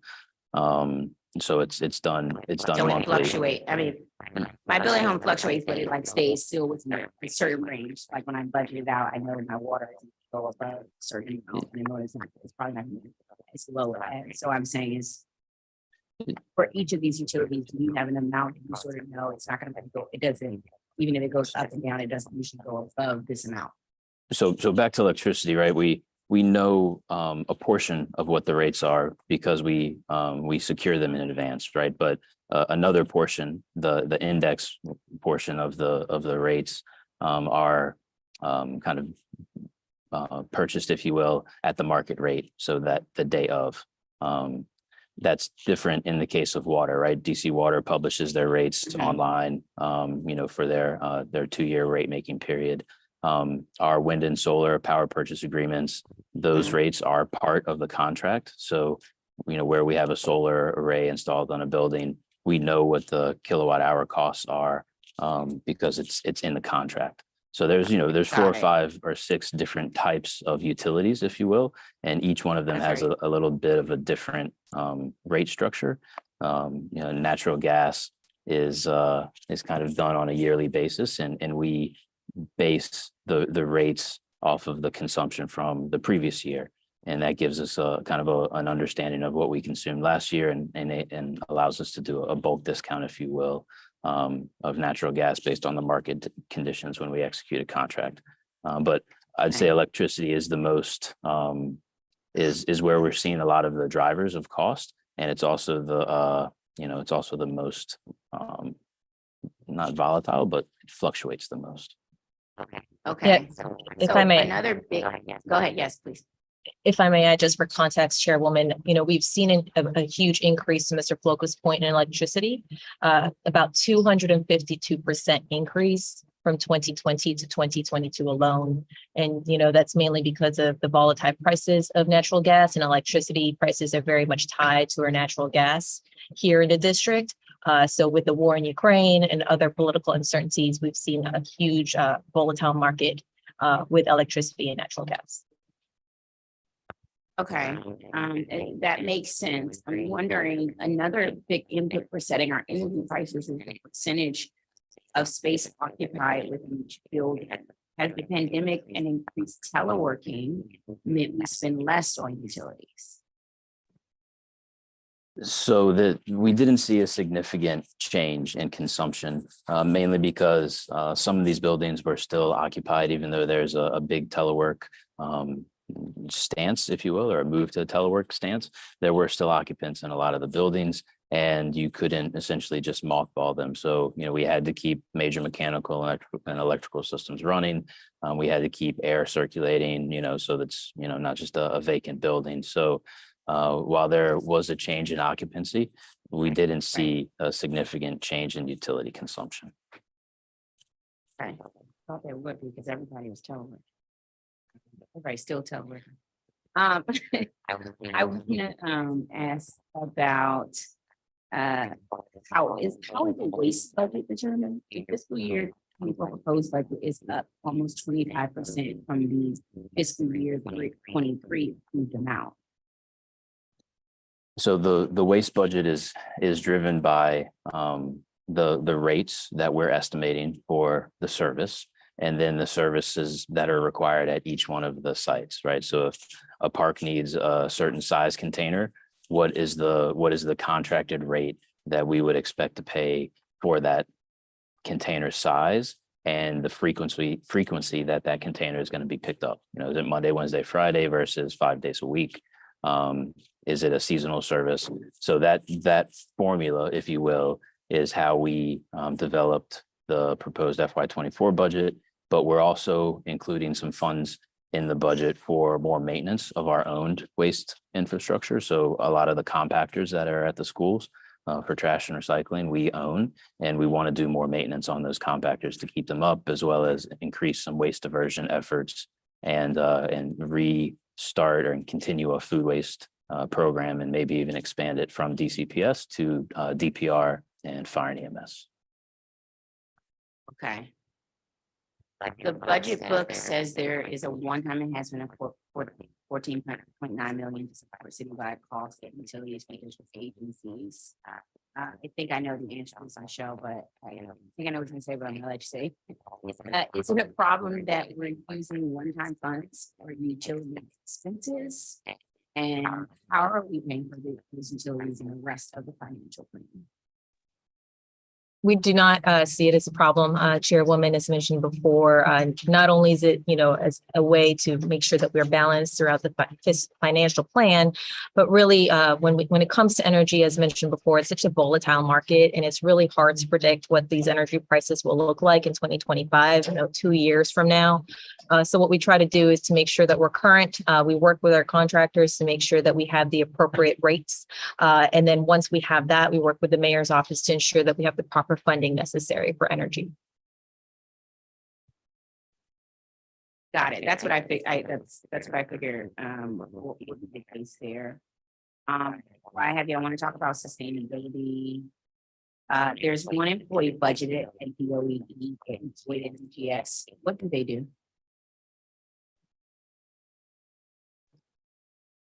So this employee is actually focuses mainly on stormwater initiatives, and they work within the facility management division. So it's an FMD employee, an environmental specialist that works in the environmental unit. and coordinates with all of the DGS divisions, as well as our client agencies that have major stormwater structures like DPW and DCPS. So that's who that employee is. The sustainable DC activity budget is proposed to go up over 700,000 in fiscal year 23 cruise levels. What's included in this enhancement? So the sustained DC activity funds pretty much all of the things that my division does. And this increase is going to cover cost escalations of some of the multi-year contracts that we have, as well as inflation increases for new contracts. But we want to also do a better job of connecting some of our utility data and consumption information to a public-facing kind of sustainability dashboard, if you will. So we're going to spend a portion of the funding on that, as well as look at spending it on some project management, contractor support for the energy efficiency projects that we know we need to do, and some of the additional collaboration we need to do with our client agencies. Okay. I know Councilman Doe touched on this a little bit, but I wanted some clarity. Earlier this year, the mayor signed into law B 24-785 to bring government buildings in the Act 2022. This law requires the construction of new or substantially improved buildings that the district owns adhering to net zero energy standards. He charges DGS sustainability and energy related to lead on efforts that show net zero compliance. What is DGS's current staffing to do net zero planning and compliance work? In which program are these positions budgeted?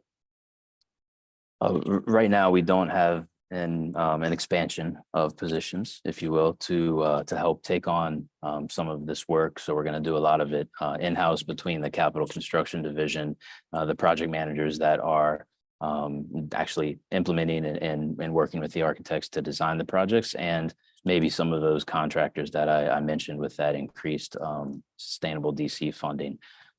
So, we did have a little bit of this potentially budgeted for in the fiscal impact statement for this bill. But, the staffing and the support for net zero planning and compliance, we're going to have to take that on in-house, if you will. Okay, so who at DGS does net zero planning now? You? Right now, it's a mixture of myself, Jen Croft, who's on my team, and the individual project managers in capital construction that are working with the architects and engineers to design each one of the projects. And different client agencies have different appreciations for this, I guess, if you will. DCPS has a sustainability specialist who's really involved in this as well. So, it's a collaboration. So if is the answer, if I ask, if the Government Building Maintenance Act FTEs be funded, if I were to say, are these FTEs funded? The answer is no. I don't believe there's dedicated funding for the FTEs, no. Okay. But we would still, are we saying that we would still be able to implement the mission of it by just doing the work in-house? Yes, I mean, net zero buildings, it's part of what capital construction wants to do. It's part of our energy management plan. It's obviously part of this, the intent of this bill. We do want to come up with a detailed plan on what buildings should be net zero, how we're going to accomplish them, where can we. I think that is something that we can do to a degree in-house. Yes. Okay. And Budget Director Reed in the council budget briefing last month said DGS would be performing energy audits across government. Can you elaborate on that work? Yeah, we've recently onboarded a team who's going to help us with some of the project management, energy conservation measures related to our energy management plan and the BEPS non-compliant sites. That same team, we're working with them to understand where we are with our FY23 budget, what's remaining, and what we have in FY24. And that is the team that will help us accomplish and perform some of these energy audits that were referred to. Okay, we were talking about utility costs earlier. I want to ask you, do we see reduced utility costs in our net zero or retro commission buildings? And do we see it? And then how much and how does DGS track these sort of efficiency savings? We definitely do see it, and I'll give an example of Banneker High School. The new Banneker location, which is on Rhode Island Avenue, is about 30,000 square feet bigger than the former Banneker, which was on Euclid Street. And even though it is 30,000 square feet larger, annually right now it's consuming about $100,000 less in energy costs. So there's no doubt that net zero buildings do have an efficiency to them. In addition, that cost is without the solar PV installed, which we're actively doing right now. So with the solar on the building, combined with the efficient systems that are in it, we do expect to see a larger annual savings and a decrease in energy costs. Yes. All right. That's why this work is so important. That we save some money to use elsewhere in DGS budget. The rent and when we talk about in lease programs, the rent in lease program is up over 20% fiscal year 23 levels, from 121.2 million to 148.8 million in the proposed fiscal year 24 budget. What accounts for this large increase? The budget cites fixed cost increases, but rent and leasing costs, say more about that. Council member, those cost increases can be attributed to the new lease obligations for DGS headquarters, as well as DC Health vacating their existing lease at 899 North Capitol. We will be backfilling that space with other agencies that currently occupy Reeves, the Reeves Center, including DPW, ABRA, FEMS. And so those are the primary drivers of that increased lease obligation. Okay. And does that mean we're not going to own the new DGS headquarters? Say that again? Does that mean we're not going to own the new DGS headquarters? We will not, unfortunately. We are leasing. But it supports the mayor's commitment to spurring economic development in Ward 7 and 8. So it's a win-win. That's right. And as Councilman Gray said, he's going to be coming to give you guys high fives. Correct. In Ward 7. Do you have a sort of lease agreements that are expected to begin in fiscal year 23, 24, and 25, and sort of the anticipated annual rent payments there? We can get back to you with some information to respond to that question. Okay. Is DGS currently exploring other potential expansions on space?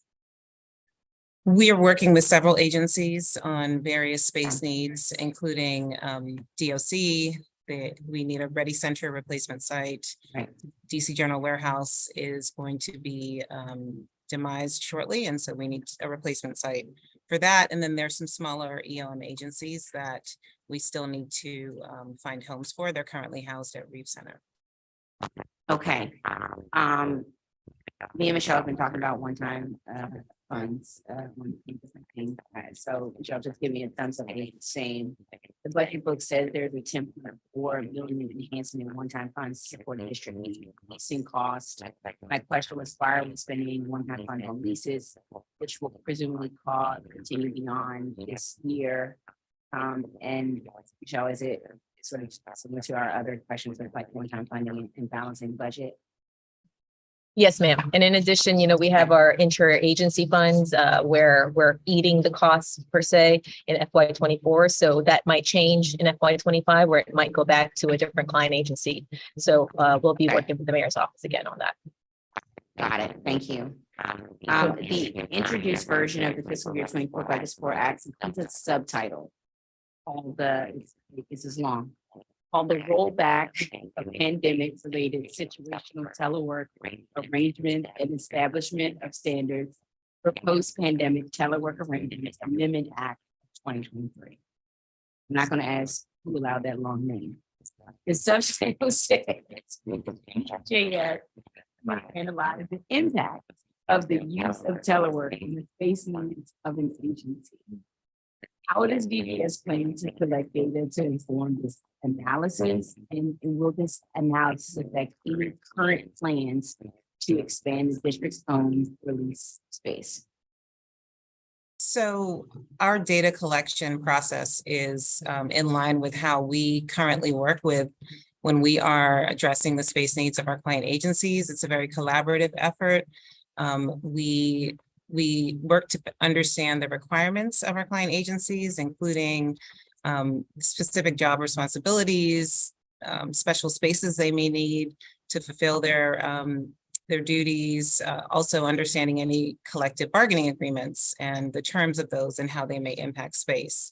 And all of that data then informs the workplace trends and solutions that we propose for our client agencies, all with a goal of creating an efficient workplace. So, this is a collaborative effort, and it's just a continuation of how we work with our client agencies to support the ever-evolving nature of district employees.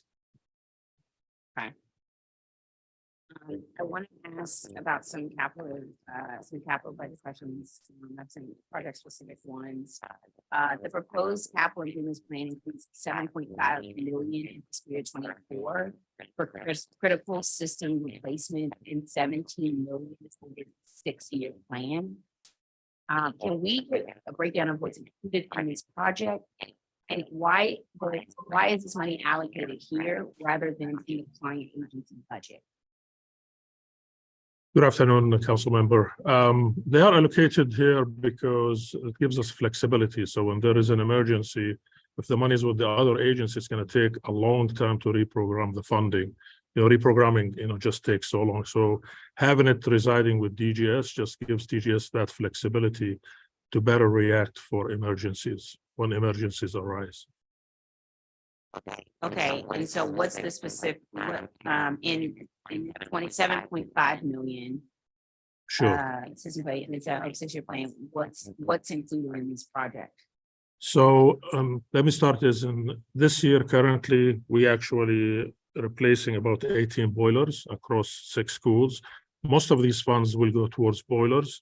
So in 24, we have 7.5 million. That's going to go towards boilers. I don't have the exact school for you, but we can provide that. But all of these funds will go towards boiler replacement, which are capital eligible. Okay. Yeah, and you could just share with me like what list of schools that are included. Sure. Great. The proposed capital plan includes $10 million in fiscal year 24 for the replacement for the project and $8.2 million over the 6-year plan. What is included in this project? And I guess I know why the money got allocated here rather than this plan. So what's included in this project? Yeah, so again, the district has about 12.5 million square foot of assets of roofing. So again, we do work with a consultant, to help us prioritize these buildings and, to kind of create a priority on a dashboard, red, yellow, green. So for FY24, we have 3 projects planned: the Penn Center, the MPD Public Safety Command Center, Communication Center, the one on Macmillan Drive, and the DPW transfer stations. For FY and also, I'm sorry, the DPW package shop. For FY26, we have the DDOT Sign Operation Center. We have the DMV Half Street inspections, and we have the DOES headquarters. Then FY28, we have a couple of projects: the DGS Municipal Warehouse and the HCMA UTC. We can provide you with the list if you like, the one I just read. Okay. The budget also includes 1.5 million in fiscal year 24 facility condition assessments and 7.5 million over the 6-year plan. What is the cost of the facility condition assessment? The mayor's proposing to double the fiscal year 24 budget for FCAs from 1 million to 2 million. Sort of what more do we get with that investment?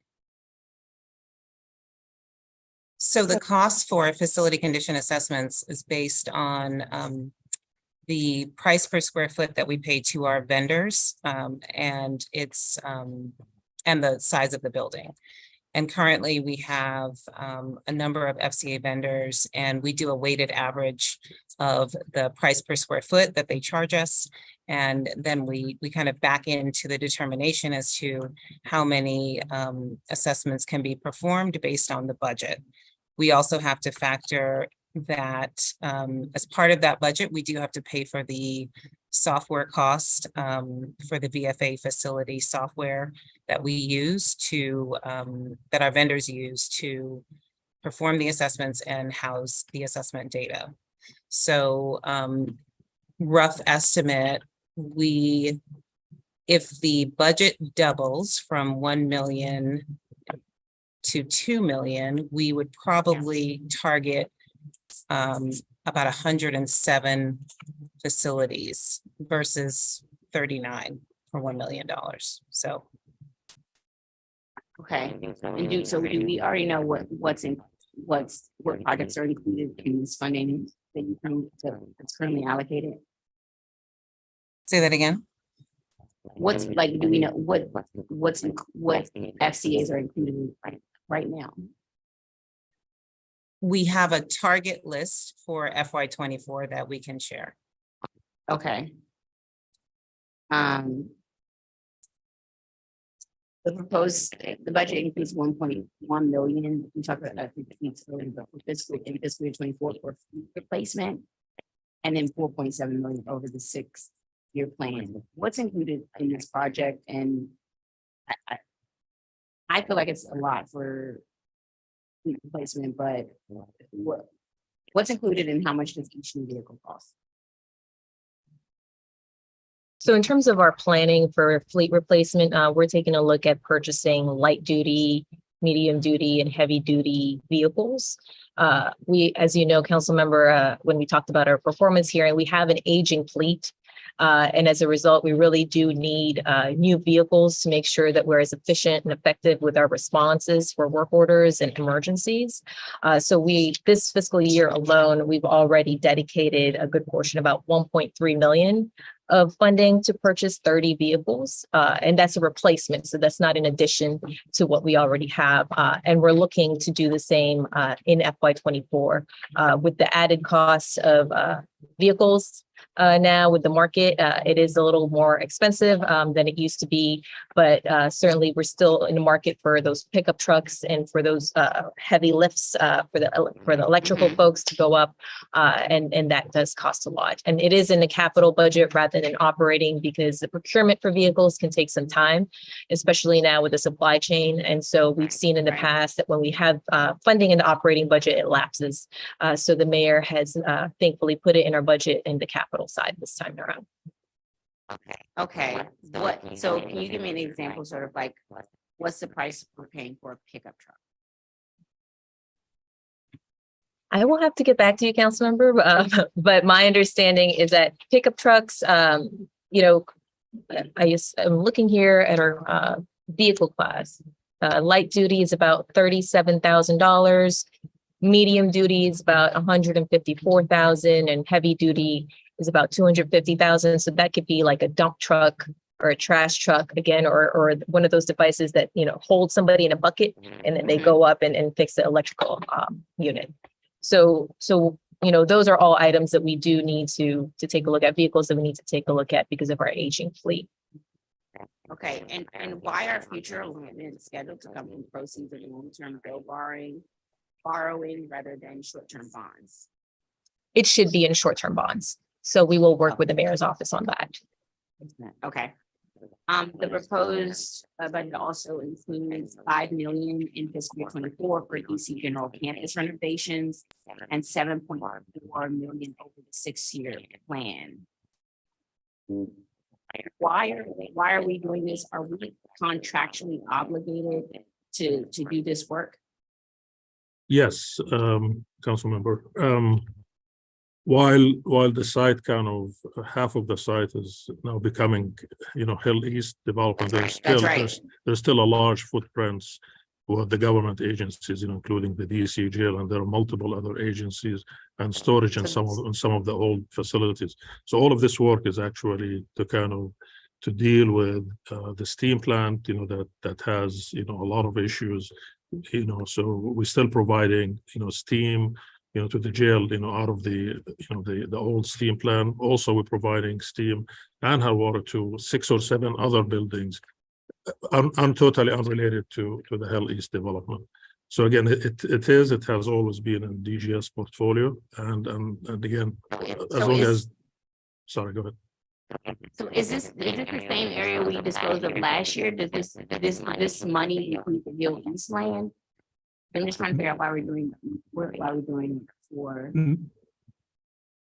Yeah, no, this is not Hill East money at all. No, this is money again totally dedicated to the current building remains on campus that currently occupied.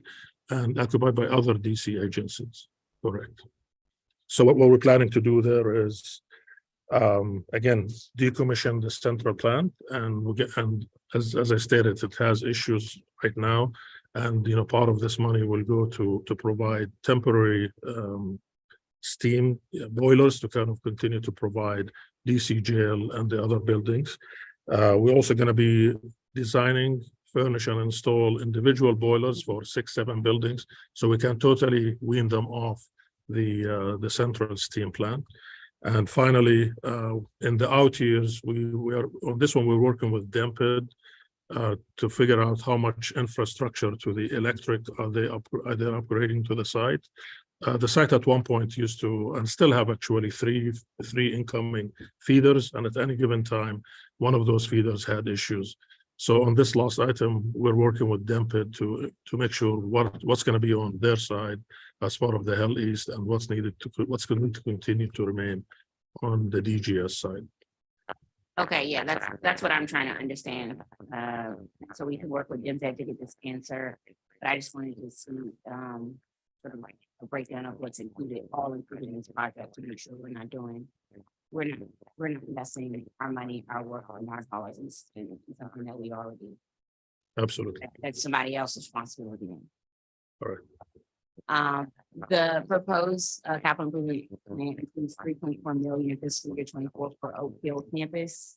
What's included in this project? What's the current use of the Oak Hill facility? So the Oak Hill facility is a large 800-acre facilities. It has about 40 buildings. A lot of them are vacant. Few of them are occupied. The recent development we did there about 10-15 years ago was the development of New Beginnings, where DRS, has its operation, and we also invested on some of the old building where DRS used to before they moved. And this is where the DC National Guard has their Challenge Academy.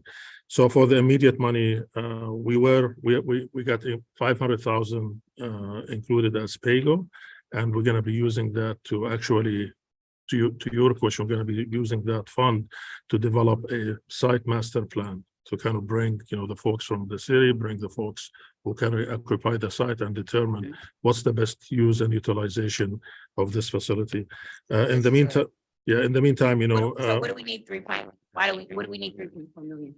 Yeah, so again, we are planning to replace, there's an aged leaking water tower. If you go there in the winter, it's a nice icicle, out there. So the plan is to replace that one. The plan also is to upgrade the entire water and fire loop on the campus. And we'll also be doing paving, stormwater management, and curb and gutter paving, and to improve the site, water treatment. Okay. As a follow-up, my staff would like to meet to discuss improvements that are still needed for the track at Lafayette Elementary School and the outdoor areas around Lafayette Point Recreation Center. DGS is the point person for Lafayette Point Recreation Center and Lafayette Elementary School project. Yes, with regards to council member, with regards to Lafayette, the recreation center, we're completing erosion walk, external erosion walk, around the building, and as soon as that is done, we're ready if you really want to talk about, other stuff that you want at that location. The fields, I think we're having that discussion with DCPS, about replacement of the track. I know it's one of the locations that they have, that is prioritized for this season, but That's we're right. talking, you were talking with them, about, the walk. Who's the point person on the DGS side? Excuse me. Are you gonna be the point, are you the point person on the Oh, DGS side? I can certainly provide that. Okay, got it. Chairman. Thank you, I appreciate Louis it. George, I will forward you the name of the person, in charge of that program and the PMs that Okay. are working on those items. Okay, this is that is a multi-agency situation. All right. That we're trying to get figured out through this budget. Stormwater runoff issues that impact new track that also includes fields and some issues regarding like sinkholes in the field. So Right. it has to be sort of a multi-agency, because everybody has to be involved in that piece. The fiscal year 24 proposed budget for project PL 902 critical system replacement contains a fiscal year 23 spending forecast for this project. Are any changes expected to the fiscal year 23 spending forecast? Council member, we develop one, we have a very detailed, and extensive, I'm not sure, I'm able to share all of that, but we can forward that to you, Okay. later on, that talks to the spend plan of this whole project. But I No, think, that's for project well, it's sort PL of, 902 critical system replacement. yes, so it includes stuff that we're doing for the schools also, so I think it would be nice to share the detailed program with you. Chairwoman, We'll forward. Chairwoman, we do have some information here, Mr. Williams, but Okay, so I could share that with the chairwoman here. In terms of the funding, we have for FY23, we have $9 million for boilers for 6 schools. We're also replacing DC General Building 27 boiler, as well as making upgrades to bathrooms at MBB. In addition, we are requesting additional funding in FY24 of $7.5 million for this project, looking at replacing boilers specifically. As you know, it can be quite expensive, and any cost of overages will also be covered under this project. And it's a complement to, our other funding for HVAC, in addition to the money that we received on the operating side. BCPS also received some funding for HVAC of about 35 million, DPR of about 4 million. So this is in complement to all of our other critical system replacement projects for across the district, for boiler replacements and HVAC units. We have a few other projects here that we want to know a project budget and specific objectives for. There is PL 901 energy retrofitting of district buildings, which is fiscal year 23 and fiscal year 24 spending forecast. Yes, if it's okay, I'd like to send this information to you, but Okay. we're working on it right now, trying to create something that spins down the balance we have in FY23, but it's coordinated with the FY24 proposed budget. And we're working with our vendors to finalize that list now, but within the next 2 weeks, it should be done, and I can get that information to your office. Okay, I'm gonna just ask that you all do that for the questions I sent over for 60 through 63, which is basically Marion Berry, Junior Building, Project BRM4, Project PL 905, Municipal Labor Program Management. If you could just send that over. It'd be nice if I could get it next week, because we got to make some very real budget decisions very quickly and very soon. Yes, we have for BRM 04, for Marion Barry, ABB building, we can certainly share that. Okay. Public restrooms, we sort of, Councilman Joe really covered those questions. It sounds like, the issue regarding, I think it says it would cost $270,000 to install 2 pilot facilities for 2019. Since then, funds have been sort of swept multiple times. And I heard your response on that. I just wondered, do you all think it's a waste of time and resources to sort of give up now? Since all this work has, I guess, been convened, and multiple people have put some time, and we've invested time in meeting already. And are you looking at some of the alternatives that were discussed as far as like technology that could possibly minimize? Or is it just, yeah? Councilmember, I think the cost of constructing the restrooms, unfortunately, just has skyrocketed for the district. Okay. So it is a little bleak for us right now, especially with the financial outlook, but we'll definitely continue to monitor the prices and change courses if the condition allows. Okay. I want to ask, I think we're going to have to, a lot of advocates are very passionate about this issue, and people work on the work, they put a lot of time in. So if there's a way to explore ways to reduce the cost technology wise or design wise, I think we have to do that work. This is the importance of having these in that way, and maybe we can look to some of our neighboring in Hyattsville who did it, and maybe we can look to them to see what they utilize. I'm going to ask a couple of questions related to capital projects named by public witnesses today.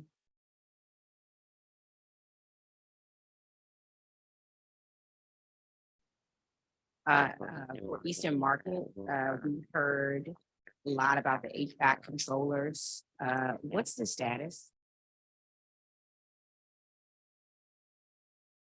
On Eastern Market. Did you have a Yes. chance to hear the testimony from party Eastern Market and the HVAC Yes, we did. controllers?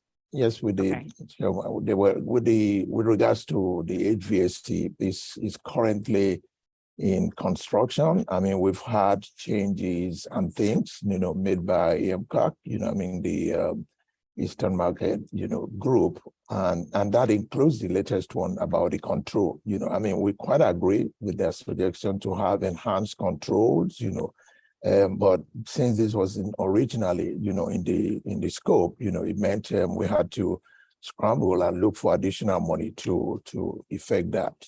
So we're still very much in discussion with the group, and the contractor that is working on this and the consultant that is working on it, and we hope to come to a viable and effective way to address the issues with the controls, especially the enhanced controls that they asked for. But we found the additional money for the initial creeping in the scope last year, and even if we don't have the money for the controls, we think that we can find a way to prioritize stuff, that are in the spend plan for the market. But we continue discussing with them. And if we need to ask for, additional emergency fund, we will definitely do that. But they are right about the, budget shortfall. Yes, and I think we have a point there that what we have is not quite enough for the projected work. But the work is faced, so even if we have to face it, and do the priority stuff, we will find a way to keep the project moving. Okay. Thank you. On the archives, Yes. are you all willing to share the MOA that was referenced earlier? Actually, we're already sharing. I mean, I think they mentioned that today. I think the initial confusion was the fact that we were not in that phase of the project. Where what we call, public engagement. Utility and the regulatory agency and public engagement.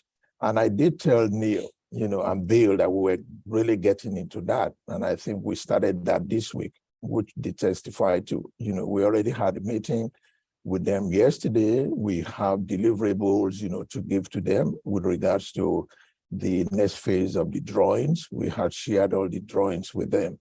The initial confusion was the fact that we were very much in the programming, inventory programming and scoping stage, which frankly, that is a program thing. It's not really construction yet at that point in time, So I think they were getting all the feedback from OPR and Office of the Secretary, Dr. Matthews, that the reference, and now we're in construction, we're doing the public engagement, CFA, HPRB, and the other, public entities to include them. And we're paying particular, and, special attention to AAG because of the stakeholder position that they hold in this. Okay, and so will the design conform with net zero requirements? Yes. We're sending them the next design drawings, the next, schematic, advanced DDs, we are sending that to them next week. In fact, it's part of the deliverables from yesterday's engagement with them. Okay. For Roosevelt Stay at Garner Adams Center, is there enough money left in the renovation budget to help fix their HVAC system? I have to check that with the project team. Okay. And why isn't the cafeteria going to be accessible by elevator? I believe that's sort of. Actually, there's money. ADA, so you probably have to do it because of the Facilities Act. Well, they have money in 24 for the elevator.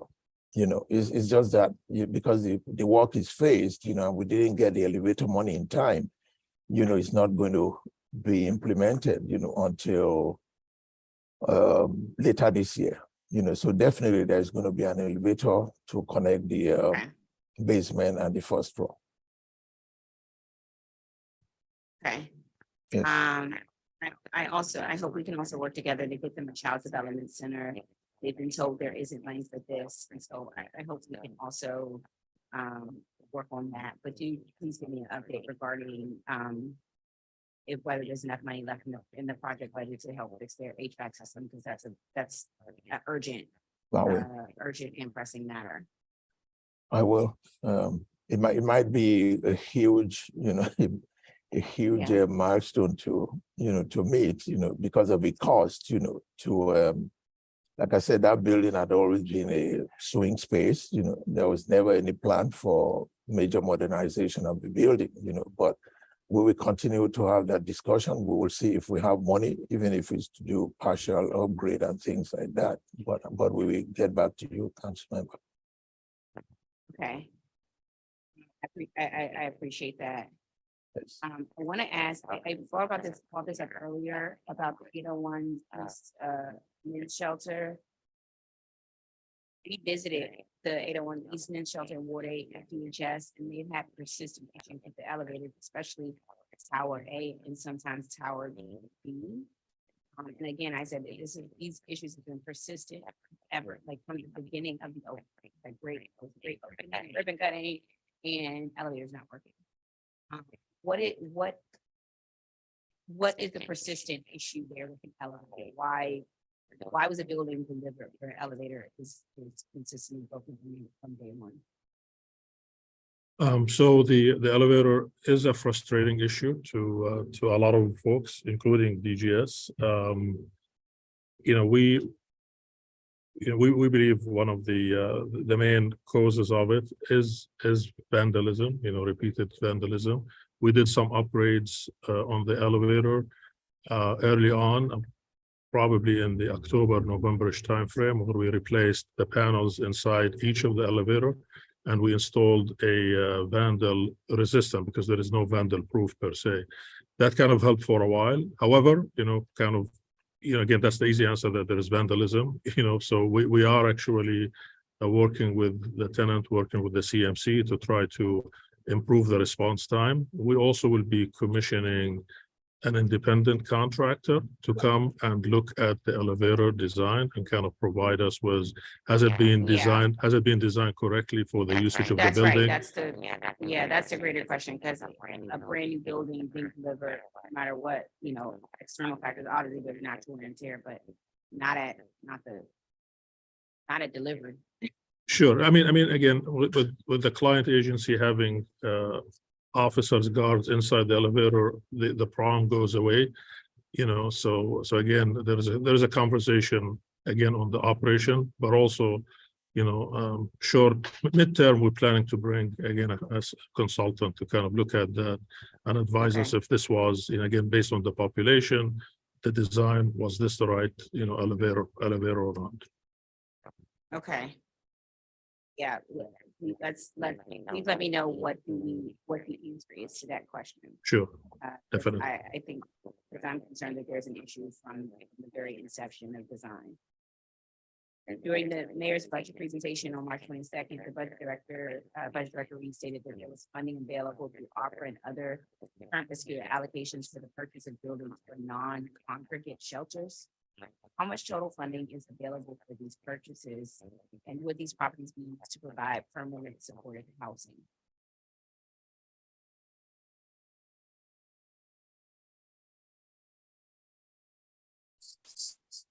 Councilwoman, we have approximately $27 million in ARPA funding that will be used for acquisition purposes, in addition to about $52 million in capital funding. We are identifying 2 properties to purchase. They will serve as non-congregate shelters. And non-congregate shelters, this is a brand new program being introduced by DHS, and they target adult families, single population with health concerns that need to be isolated, and they can't be placed in regular congregate shelters. Okay, got it. Thank you. That's exciting. And I look forward to you all's work with the DHS in that regard, because it is certainly needed for our community. I want to ask about protective services. Program 4,000. Protective services has a 3.9 million enhancement from the fiscal year 23 approved budget to the fiscal year 24 budget. What is included in this enhancement? So Chairwoman, the actual enhancement for PSD is actually $4.5 million, but because there are some decreases of one-time funds from FY23 is a net enhancement of $3.9 million. So the $4.5 million enhancement that the mayor has provided to us is really to cover the existing security services for the security footprint, the base security footprint that we have at this time. So we're not enlarging our security footprint, or we're not enhancing it per se, but we're taking a look at what we currently have and making sure that those are all properly secured by our contract security guards as well as our electronic security. Okay. In response to pre-hearing question number 28 about the current fiscal year 23 budget, DGS said the Protective Services Division is on track to spend more than their approved budget because I quote, several new contracts for security personnel have been issued, and the rates for these contracts are higher than the current contractor. For context, as of March 24 of 884,999 contracts for services by protective services, DGS obligated 130,648 expended, 110,251. And still has 644,131 remaining in fiscal year 23. Why has the Asian fiscal sort of permitted DGS to enter into new contracts that will have costs exceeding the agency's fiscal year 23 budget? So I do want to be clear, Chairwoman, we do not exceed, we do not move into any POs without having proper funding. So all of our POs are tied to actual funding that we have in our budget. Oftentimes you will see that our revised budget for protective services is more than our approved budget. And the reason for that is because we have additional funds that come in from other agencies, whether they be for MOUs, for additional security requests, or additional funding to make sure that we have our base security footprint covered. Last fiscal year, as you may recall, we unfortunately we received a cut in our PSD budget of about $900,000, and given security concerns, we can't just cut some of the security guards that are already placed in certain rec centers or the Wilson building or whatnot, right? We have to keep them there. And what happens is we work with the mayor's office to make sure that our PSD budget is fully funded. And we hope to get your support this fiscal year as well, as I know that security is also a top concern for you, Chairwoman, as well as the council. And we are really looking forward to this is $4.5 million enhancement, which I think is very badly needed for PSD. I agree. What is the proposed fiscal year 24 budget for additional security requests or ASRs? So Councilmember, we do not specifically budget for ASRs because they're typically an unknown.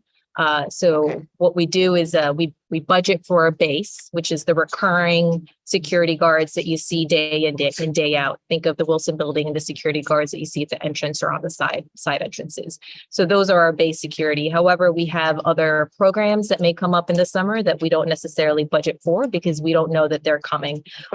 Oftentimes we have DOES or DPR programming that requires security guards. And so we work with our client agencies and our sister agencies to get the funding from them midway through the year. Okay. In response to previous question number 31, PSD said its electronic security and access control budget is $2.1 million. You all share a breakdown of this figure. Is the entire budget used to fund contracts? And how many buildings does this include? Yes, ma'am. 100% of that 2.1 million will be going towards funding contract services. Okay.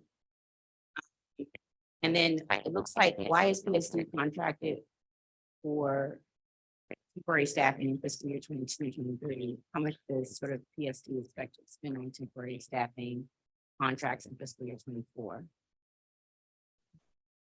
We project to spend a little over $370,000 for temporary staffing, and that's not necessarily temporary staffing like admin. It's really to support critical staff for our central command center, central command support.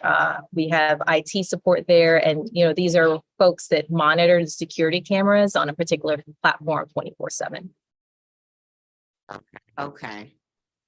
And going back to electronic security, 2.1 million, what is included in that 2.1 million? What's the breakdown of that figure?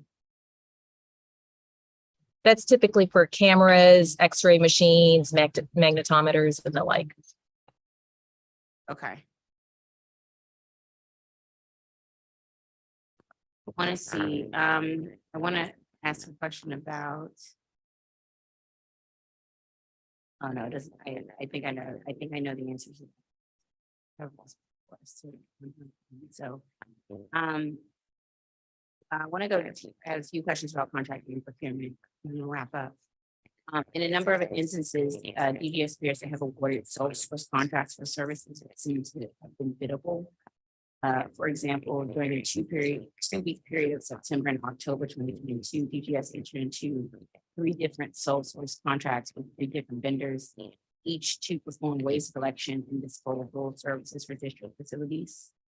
On August 11th, 2022, DGS awarded 2 sole source contracts, each in an amount up to $995,000. In other words, just underlying the Client Council review. These contracts were for strategic management services. My question is sort of why is DGS awarding sole source contracts when multiple vendors are obviously available? So I'd like to talk to the first one with the waste collection specifically, because this was kind of a request that came from sustainability. And it was really mainly driven by the long-term goal of us consolidating trash and recycling contracts into one vehicle and also aligning that new contract vehicle into or with a fiscal year. Right now, we have multiple vendors providing multiple different services and they have different contract periods. So it makes the contract administration and management pretty difficult, especially when you have, 60 to 65 purchase orders for one service, if you will.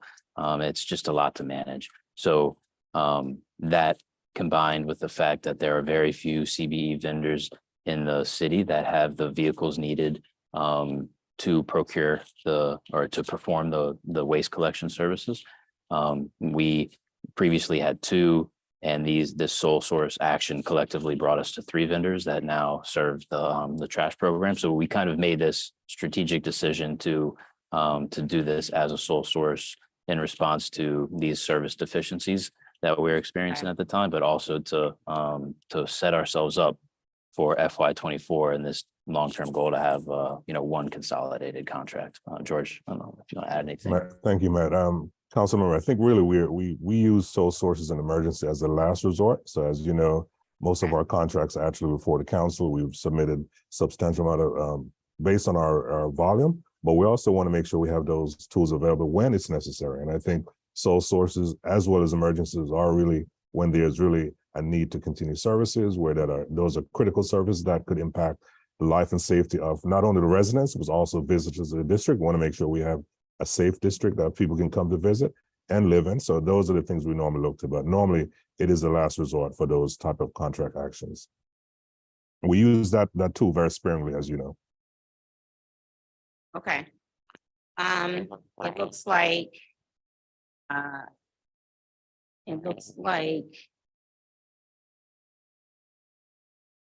want to ask about, there was a emergency contract. It looks like you recorded an emergency contract for services that are sort of, I think, receivable, but I want to hear your explanation on this. For example, December 30th, 2022, DGS awarded or extended emergency contract for COVID security guard personnel services at 5 shelters and hotels. It seems these services were already in place for earlier emergency contract awards. Why are emergency contracts sort of being awarded and extended without sort of a competitive bidding taking place? Well, I agree. My first priority and the staff is always to be competitive, but in these cases where, for example, security needs have increased dramatically across the district, you've seen the spikes in different areas of the city. There's responses that is necessary. It could be migrant centers. It could be other issues that weren't planned initially when we had those scope of work that were issued. So therefore, for example, for SAMS, we had maybe 36 million at one point. That escalated to the last one we just got approved by the council at $50 million. So clearly, security needs across the city has increased. We've also wanted to look at additional small business in the district. These are DC-based companies that we wanted to make sure they have the experience to at least get these contracts. So those contracts are divided among, I believe, 6 small SBE contractors that we believe will be the training ground for them to then eventually compete for larger contracts across the city. So we're building capacity for small business. We're also making sure that there is services available when it's necessary. So it's really a strategic decision to, one, increase the involvement of smaller companies, not rely on one contractor that we believe could pose significant risk to the district. So we're spreading the wealth among DC-based companies to at least assure that there is services across the district. So we've also continued to compete those services. So we did compete those services. They are now under review. So we expect those to come to you probably in another couple of months for approval by the council. So there was a method to what we were doing, really. We just needed to make sure we got those services in place timely, so there's no gap in services. Okay. Thank you. I appreciate that understanding. Absolutely. That breakdown. I want to ask about agency management. Program 1000. Activity 1010 personnel has proposed 532,000 and 1 FTE increase in the post fiscal year 24 budget. What is this additional position for? So, council member, this is not actually an additional FTE. Did you want to speak to that? So this is not an additional FTE. This is a movement of an FTE from the facilities division over into the personnel side. During our discussions last year between Donnie and I, we recognized the gap and the need for an additional recruiter in the FMD area to try to help with the vacancy numbers that we have there. So we moved that position over to HR in December, and we just filled that role in March. Okay. So the 1195. Well, one for that question. So what is the additional position for that, or it's not an additional FTE? It's not an additional. It's not an additional FTE. It's basically a situation where you lose an FTE in one division and it shows up in another division. So it's just a balance of moving one to the other. Got it. Is that the same? I'm looking at activity 1195, environmental public education, which has a proposed 171,000 and one FTE enhancement in the proposal for the 2024 budget. What is this for? Same thing. Same thing, ma'am. That's the same thing. Yes, ma'am. Okay. So across all programs and activities, I think what would be helpful is if you could share which positions are recognized as vacancy savings in fiscal year 23 and 24. That'll help us as we are making decisions for the budget wrapping up. Yes, ma'am. We will have that to you. In the committee report. Okay. Thank you. I appreciate that. Yes, ma'am. Director, we had some wrapping up here. We had some questions about the target in Columbia Heights. Did you have a chance to listen to that testimony? Some of the vendors wanted to be able to use the space, which I didn't realize. I never knew that was sort of DGS space. I learned a new DGS space every day. Shocked and amazed.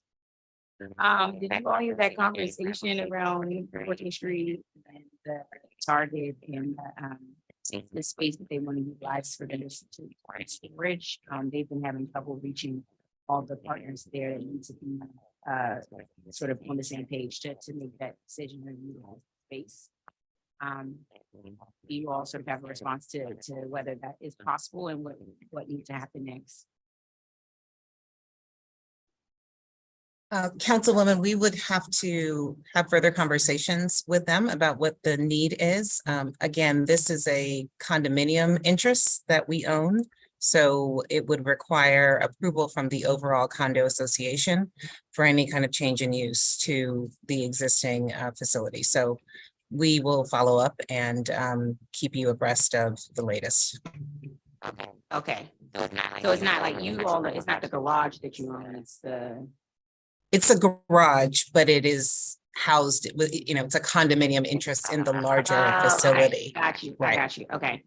My understanding is they want storage space for vendors, for the vendors to be able to store stuff so they don't have to sort of travel back and forth. The council just passed the opportunity for vendors to be able to have their licensing and that and the specified zone. So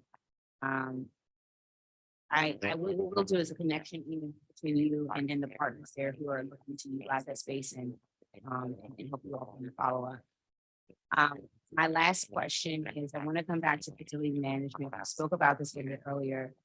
The majority of our facilities maintenance budget is listed as CSG 35 fixed costs. Either council don't get anything under that about how it's being spent, like whether it's on HVAC repairs or life saving issues or plumbing. Can we get a full breakdown of this SG in particular?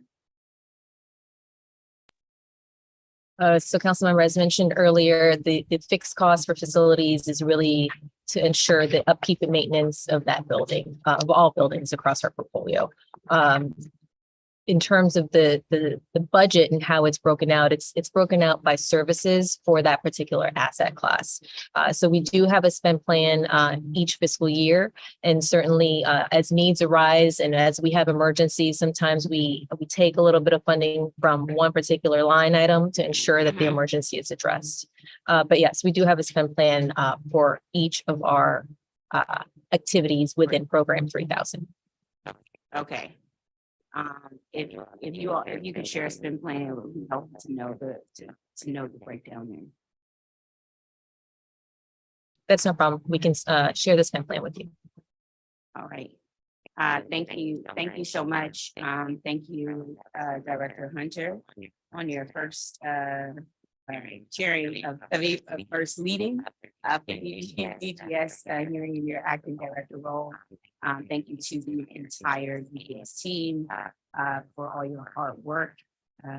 And I look forward to continuing to work together. And I will see some of you, I guess, on the 13th for our hearing that we have coming up around safety and facility strategy. So thank you so much. I hope you all have a good Friday and a good weekend. Thank you. Thank you, Councilmember. Thank you. Yeah.